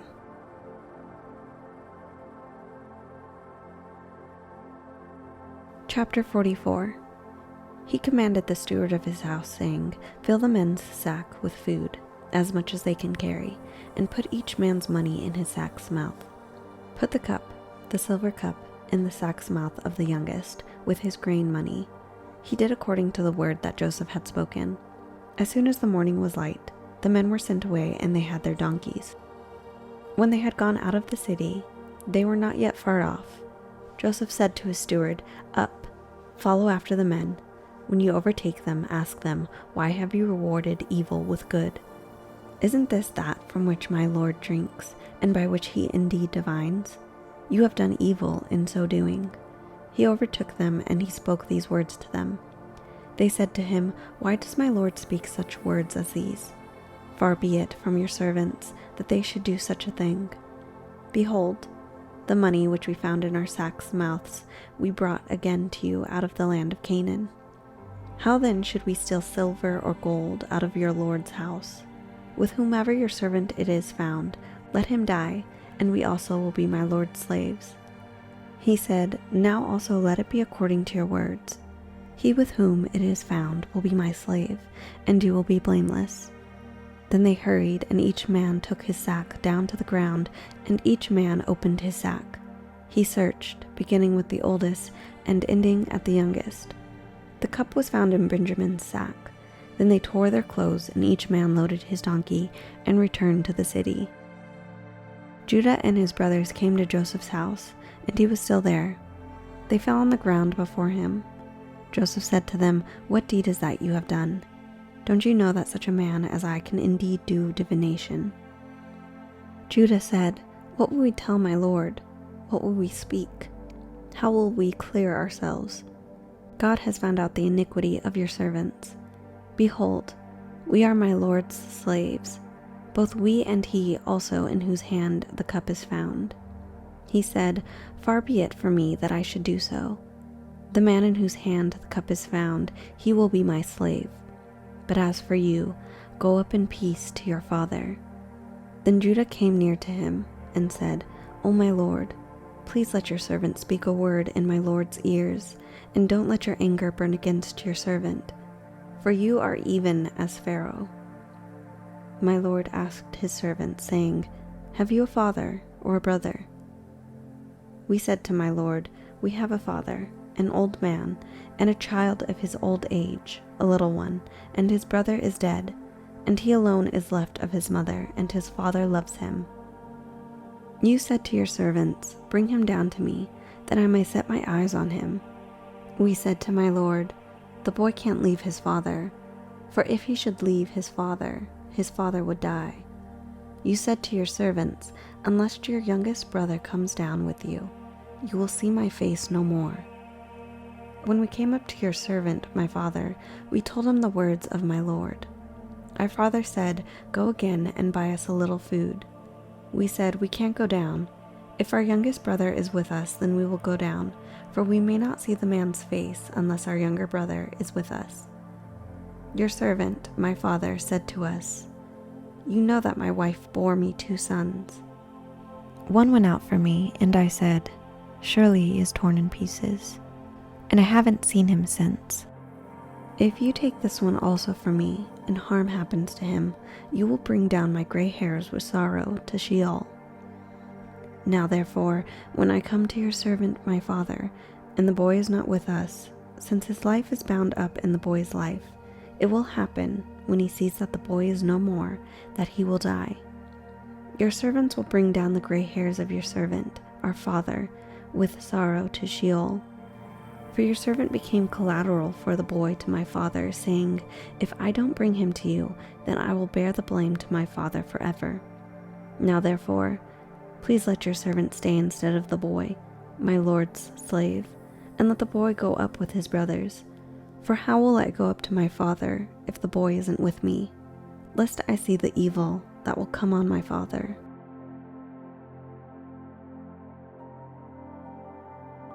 Chapter 45.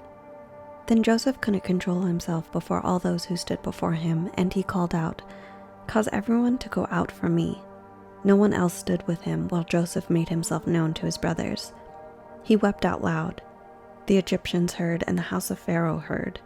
Joseph said to his brothers, "I am Joseph. Does my father still live?" His brothers couldn't answer him, for they were terrified at his presence.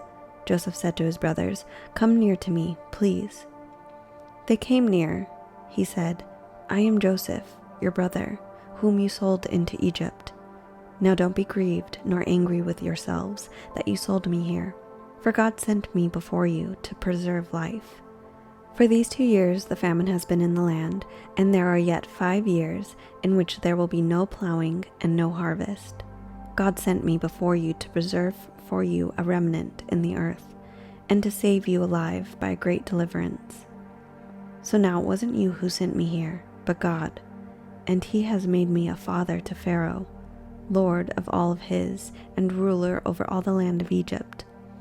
Hurry and go up to my father and tell him, this is what your son Joseph says. God has made me lord of all Egypt. Come down to me, don't wait. You shall dwell in the land of Goshen, and you will be near to me, you, your children, your children's children, your flocks, your herds, and all that you have. There I will provide for you, for there are yet 5 years of famine, lest you come to poverty, you and your household and all that you have. Behold, your eyes see, and the eyes of my brother Benjamin, that is my mouth that speaks to you. You shall tell my father of all my glory in Egypt, and of all that you have seen. You shall hurry and bring my father down here." He fell on his brother Benjamin's neck and wept. Benjamin wept on his neck. He kissed all his brothers and wept on them. After that, his brothers talked with him. The report of it was heard in Pharaoh's house, saying, "Joseph's brothers have come." It pleased Pharaoh well and his servants. Pharaoh said to Joseph, "Tell your brothers, do this. Load your animals and go. Travel to the land of Canaan. Take your father and your households and come to me, and I will give you the good of the land of Egypt, and you will eat the fat of the land. Now you are commanded to do this. Take wagons out of the land of Egypt for your little ones and for your wives, and bring your father and come. Also don't concern yourselves about your belongings, for the good of all the land of Egypt is yours." The sons of Israel did so. Joseph gave them wagons according to the commandment of Pharaoh, and gave them provision for the way. He gave each one of them changes of clothing, but to Benjamin he gave 300 pieces of silver and 5 changes of clothing. He sent the following to his father: 10 donkeys loaded with the good things of Egypt, and 10 female donkeys loaded with grain and bread and provision for his father by the way. So he sent his brothers away, and they departed. He said to them, "See that you don't quarrel on the way." They went up out of Egypt and came into the land of Canaan, to Jacob their father. They told him, saying, "Joseph is still alive, and he is ruler over all the land of Egypt." His heart fainted, for he didn't believe them. They told him all the words of Joseph, which he had said to them. When he saw the wagons which Joseph had sent to carry him, the spirit of Jacob their father revived. Israel said, "It is enough. Joseph my son is still alive. I will go and see him before I die." Chapter 46. Israel traveled with all that he had and came to Beersheba and offered sacrifices to the God of his father Isaac. God spoke to Israel in the visions of the night and said, "Jacob, Jacob." He said, "Here I am." He said, "I am God, the God of your father. Don't be afraid to go down into Egypt, for there I will make of you a great nation. I will go down with you into Egypt. I will also surely bring you up again. Joseph's hand will close your eyes." Jacob rose up from Beersheba, and the sons of Israel carried Jacob, their father, their little ones, and their wives in the wagons which Pharaoh had sent to carry him. They took their livestock and their goods, which they had gotten in the land of Canaan, and came into Egypt. Jacob and all his offspring with him, his sons and his sons' sons with him, his daughters and his sons' daughters, and he brought all his offspring with him into Egypt. These are the names of the children of Israel who came into Egypt, Jacob and his sons. Reuben, Jacob's firstborn. The sons of Reuben, Hanok, Palu, Hezron, and Carmi. The sons of Simeon, Jemuel, Jamin, Ohad, Jachin, Zohar, and Shaul, the son of a Canaanite woman. The son of a Canaanite woman. Canaanite. And Shaul, the son of a Canaanite woman. The sons of Levi, Gershon, Kohath, and Merari. The sons of Judah, Ir, Onan, Shelah, Perez, and Zerah. But Ir and Onan died in the land of Canaan. The sons of Perez were Hezron and Hamuel. The sons of Issachar, Tola, Puva, Eob, and Shimron. The sons of Zebulun, Sered, Elon, and Jehalil. These are the sons of Leah, whom she bore to Jacob in Padan Aram, with his daughter Dinah. All the souls of his sons and daughters were 33. The sons of Gad, Ziphion, Haggai, Shunai, Esbon, Eri, Erodi, and Areli. The sons of Asher, Imnah, Ishva, Ishvi, Beriah, and Sarah, their sister. The sons of Beriah, Hibir and Malchiel. These are the sons of Zilpah, whom Laban gave to Leah, his daughter, and these she bore to Jacob, even 16 souls.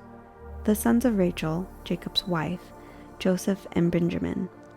To Joseph in the land of Egypt were born Manasseh and Ephraim, whom Asenath, the daughter of Potipharah, priest of On, bore to him. The sons of Benjamin, Bela, Bechir, Ashbel, Gera, Naaman, Ehi, Rosh, Mupin, Hupin, and Ard.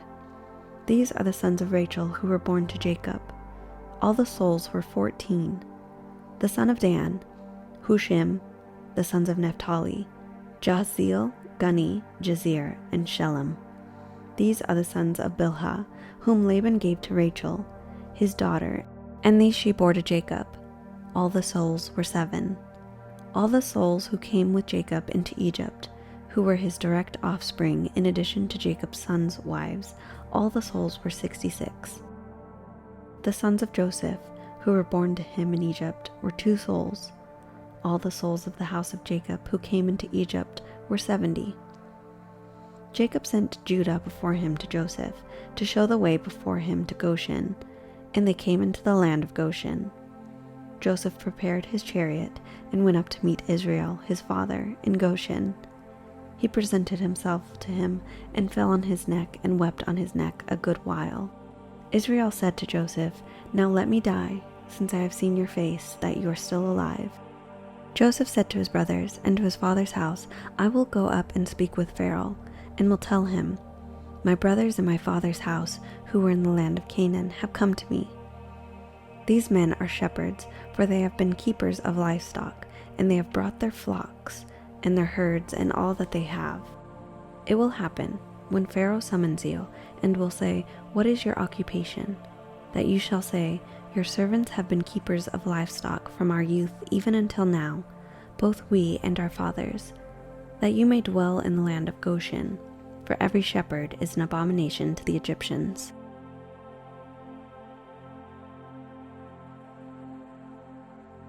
Chapter 47.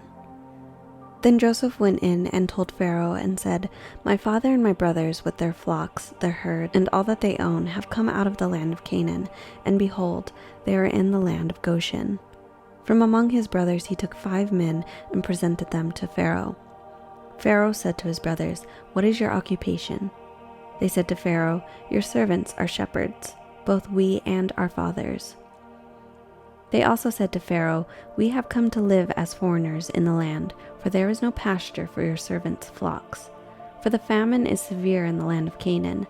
Now therefore, please let your servants dwell in the land of Goshen." Pharaoh spoke to Joseph, saying, "Your father and your brothers have come to you. The land of Egypt is before you. Make your father and your brothers dwell in the best of the land. Let them dwell in the land of Goshen. If you know any able men among them, put them in charge of my livestock." Joseph brought in Jacob, his father, and set him before Pharaoh, and Jacob blessed Pharaoh. Pharaoh said to Jacob, "How old are you?" Jacob said to Pharaoh, "The years of my pilgrimage are 130 years. The days of the years of my life have been few and evil. They have not attained to the days of the years of the life of my fathers in the days of their pilgrimage." Jacob blessed Pharaoh and went out from the presence of Pharaoh. Joseph placed his father and his brothers and gave them a possession in the land of Egypt, in the best of the land, in the land of Ramesses, as Pharaoh had commanded.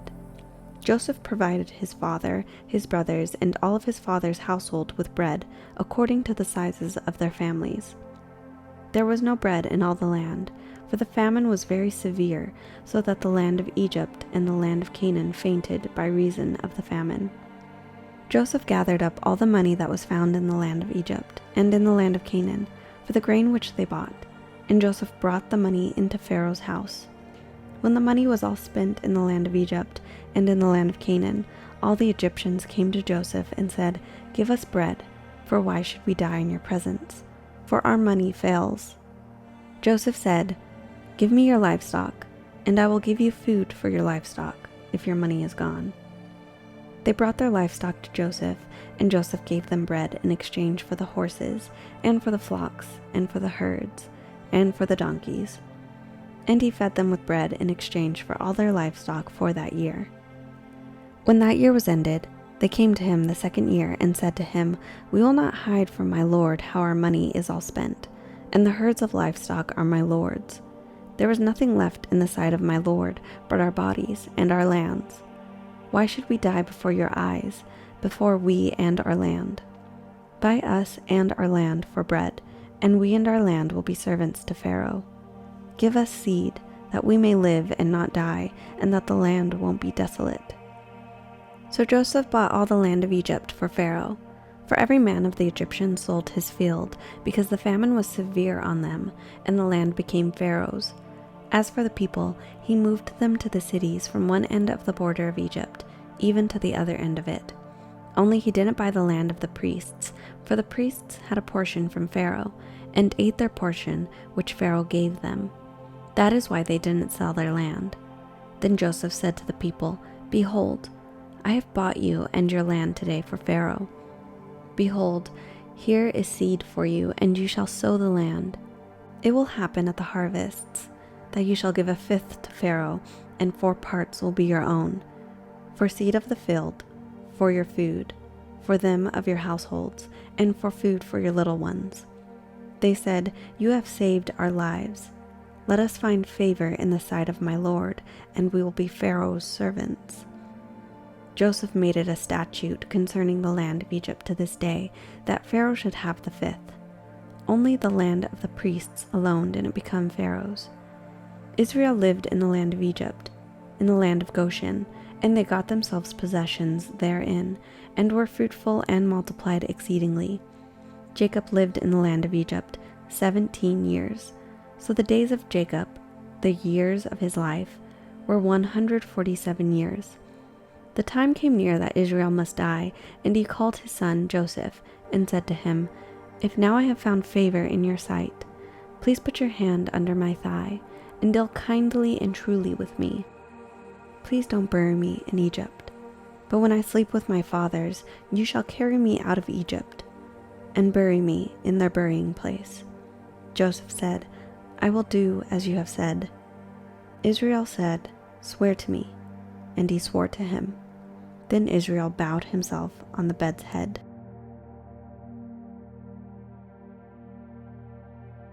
Chapter 48.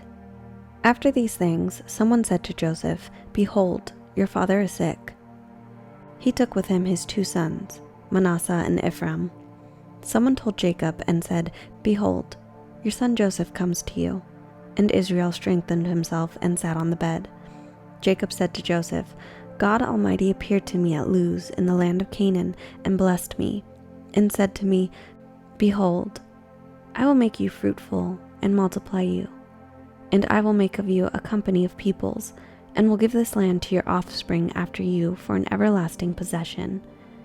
Now your 2 sons, who were born to you in the land of Egypt before I came to you into Egypt, are mine, Ephraim and Manasseh, even as Reuben and Simeon will be mine. Whom you become the father of after them will be yours. They will be called after the name of their brothers in their inheritance. As for me, when I came from Padan, Rachel died beside me in the land of Canaan on the way, when there was still some distance to come to Ephrath, and I buried her there on the way to Ephrath, also called Bethlehem." Israel saw Joseph's sons and said, "Who are these?" Joseph said to his father, "They are my sons, whom God has given me here." He said, "Please bring them to me, and I will bless them." Now the eyes of Israel were dim for age, so that he couldn't see well. Joseph brought them near to him, and he kissed them and embraced them. Israel said to Joseph, "I didn't think I would see your face, and behold, God has let me see your offspring also." Joseph brought them out from between his knees, and he bowed himself with his face to the earth. Joseph took them both, Ephraim in his right hand toward Israel's left hand, and Manasseh in his left hand toward Israel's right hand, and brought them near to him. Israel stretched out his right hand and laid it on Ephraim's head, who was the younger, and his left hand on Manasseh's head, guiding his hands knowingly, for Manasseh was the firstborn. He blessed Joseph and said, "The God before whom my fathers Abraham and Isaac walked, the God who has fed me all my life long to this day, the angel who has redeemed me from all evil, bless the lads, and let my name be named on them, in the name of my fathers Abraham and Isaac. Let them grow into a multitude upon the earth." When Joseph saw that his father laid his right hand on the head of Ephraim, it displeased him. He held up his father's hand to remove it from Ephraim's head to Manasseh's head. Joseph said to his father, "Not so, my father, for this is the firstborn. Put your right hand on his head." His father refused and said, "I know, my son, I know. He also will become a great people, and he also will be great. However, his younger brother will be greater than he, and his offspring will become a multitude of nations. He blessed them that day, saying, Israel will bless in you, saying, God make you as Ephraim and as Manasseh. He set Ephraim before Manasseh. Israel said to Joseph, Behold, I am dying, but God will be with you, and bring you again to the land of your fathers. Moreover, I have given to you one portion above your brothers, which I took out of the hand of the Amorite with my sword and with my bow.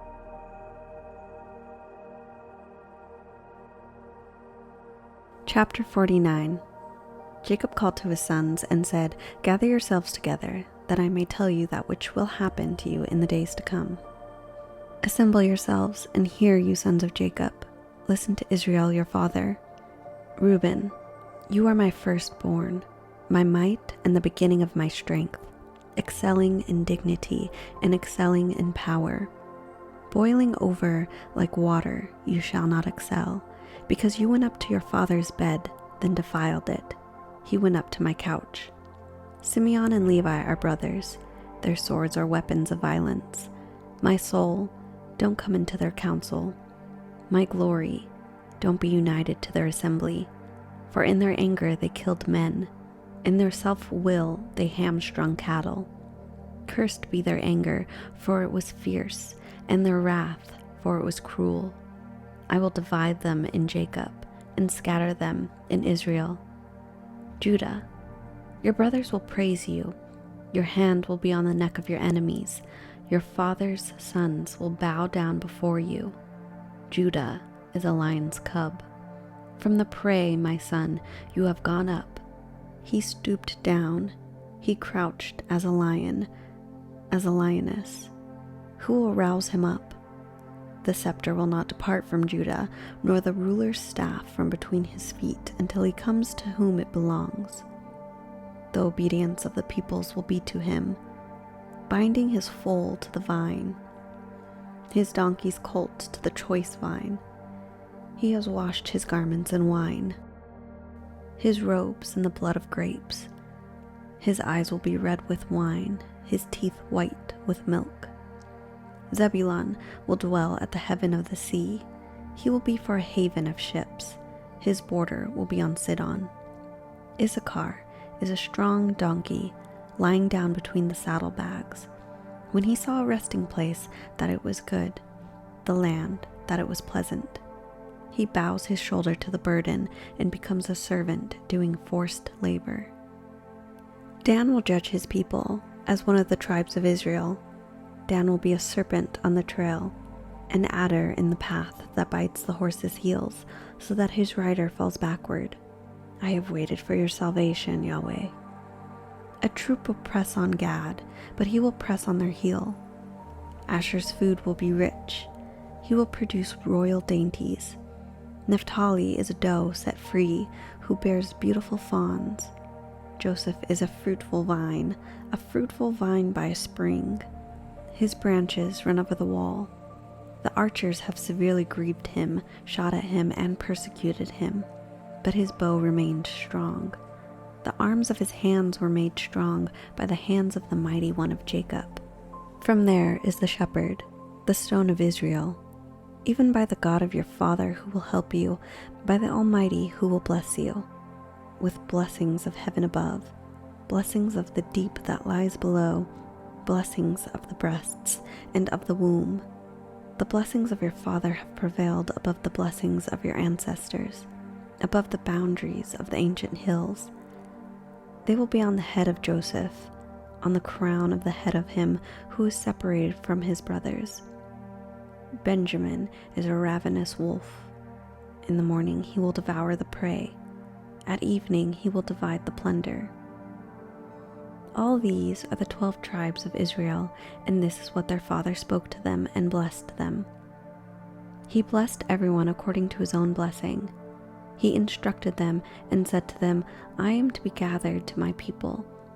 Bury me with my fathers in the cave that is in the field of Ephron the Hittite, in the cave that is in the field of Machpelah, which is before Mamre in the land of Canaan, which Abraham bought with the field from Ephron the Hittite as a burial place, where they buried Abraham and Sarah his wife. There they buried Isaac and Rebekah his wife, and there I buried Leah. the field and the cave that is therein, which was purchased from the children of Heth. When Jacob finished charging his sons, he gathered up his feet into the bed, breathed his last breath, and was gathered to his people.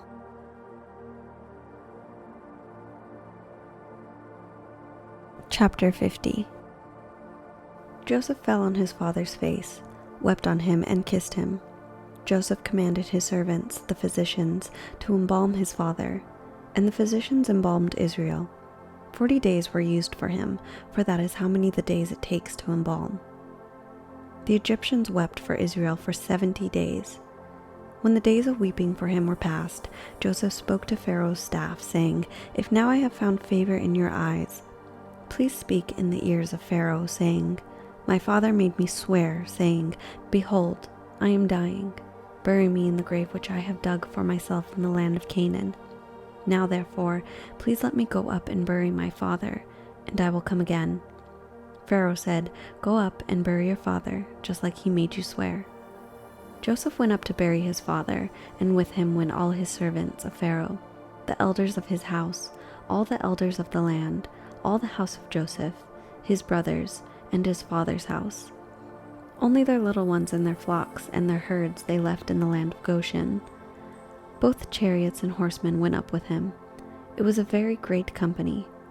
Then they came to the threshing floor of Atad, which is beyond the Jordan, and there they lamented with a very great and severe lamentation.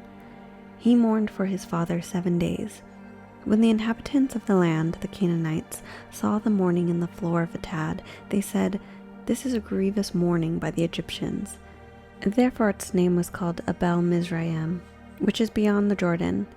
His sons did to him just as he commanded them, for his sons carried him into the land of Canaan, and buried him in the cave of the field of Machpelah, which Abraham bought with the field as a possession for a burial site, from Ephron the Hittite, near Mamre. Joseph returned into Egypt, he and his brothers, and all that went up with him to bury his father, after he had buried his father. When Joseph's brothers saw that their father was dead, they said, "It may be that Joseph will hate us, and will fully pay us back for all the evil which we did to him." They sent a message to Joseph, saying, "Your father commanded before he died, saying, 'You shall tell Joseph, now please forgive the disobedience of your brothers and their sin, because they did evil to you. Now, please forgive the disobedience of the servants of the God of your father.'" Joseph wept when they spoke to him. His brothers also went and fell down before his face, and they said, "Behold, we are your servants." Joseph said to them, "Don't be afraid, for am I in the place of God? As for you, you meant evil against me, but God meant it for good, to save many people alive, as is happening today. Now therefore, don't be afraid. I will provide for you and your little ones." He comforted them and spoke kindly to them. Joseph lived in Egypt, he and his father's house. Joseph lived 110 years. Joseph saw Ephraim's child to the 3rd generation. The children also of Machir and the son of Manasseh were born on Joseph's knees. Joseph said to his brothers, "I am dying, but God will surely visit you and bring you up out of this land to the land which he swore to Abraham, to Isaac, and to Jacob." Joseph took an oath from the children of Israel, saying, "God will surely visit you, and you shall carry up my bones from here." So Joseph died, being 110 years old, and they embalmed him, and he was put in a coffin in Egypt.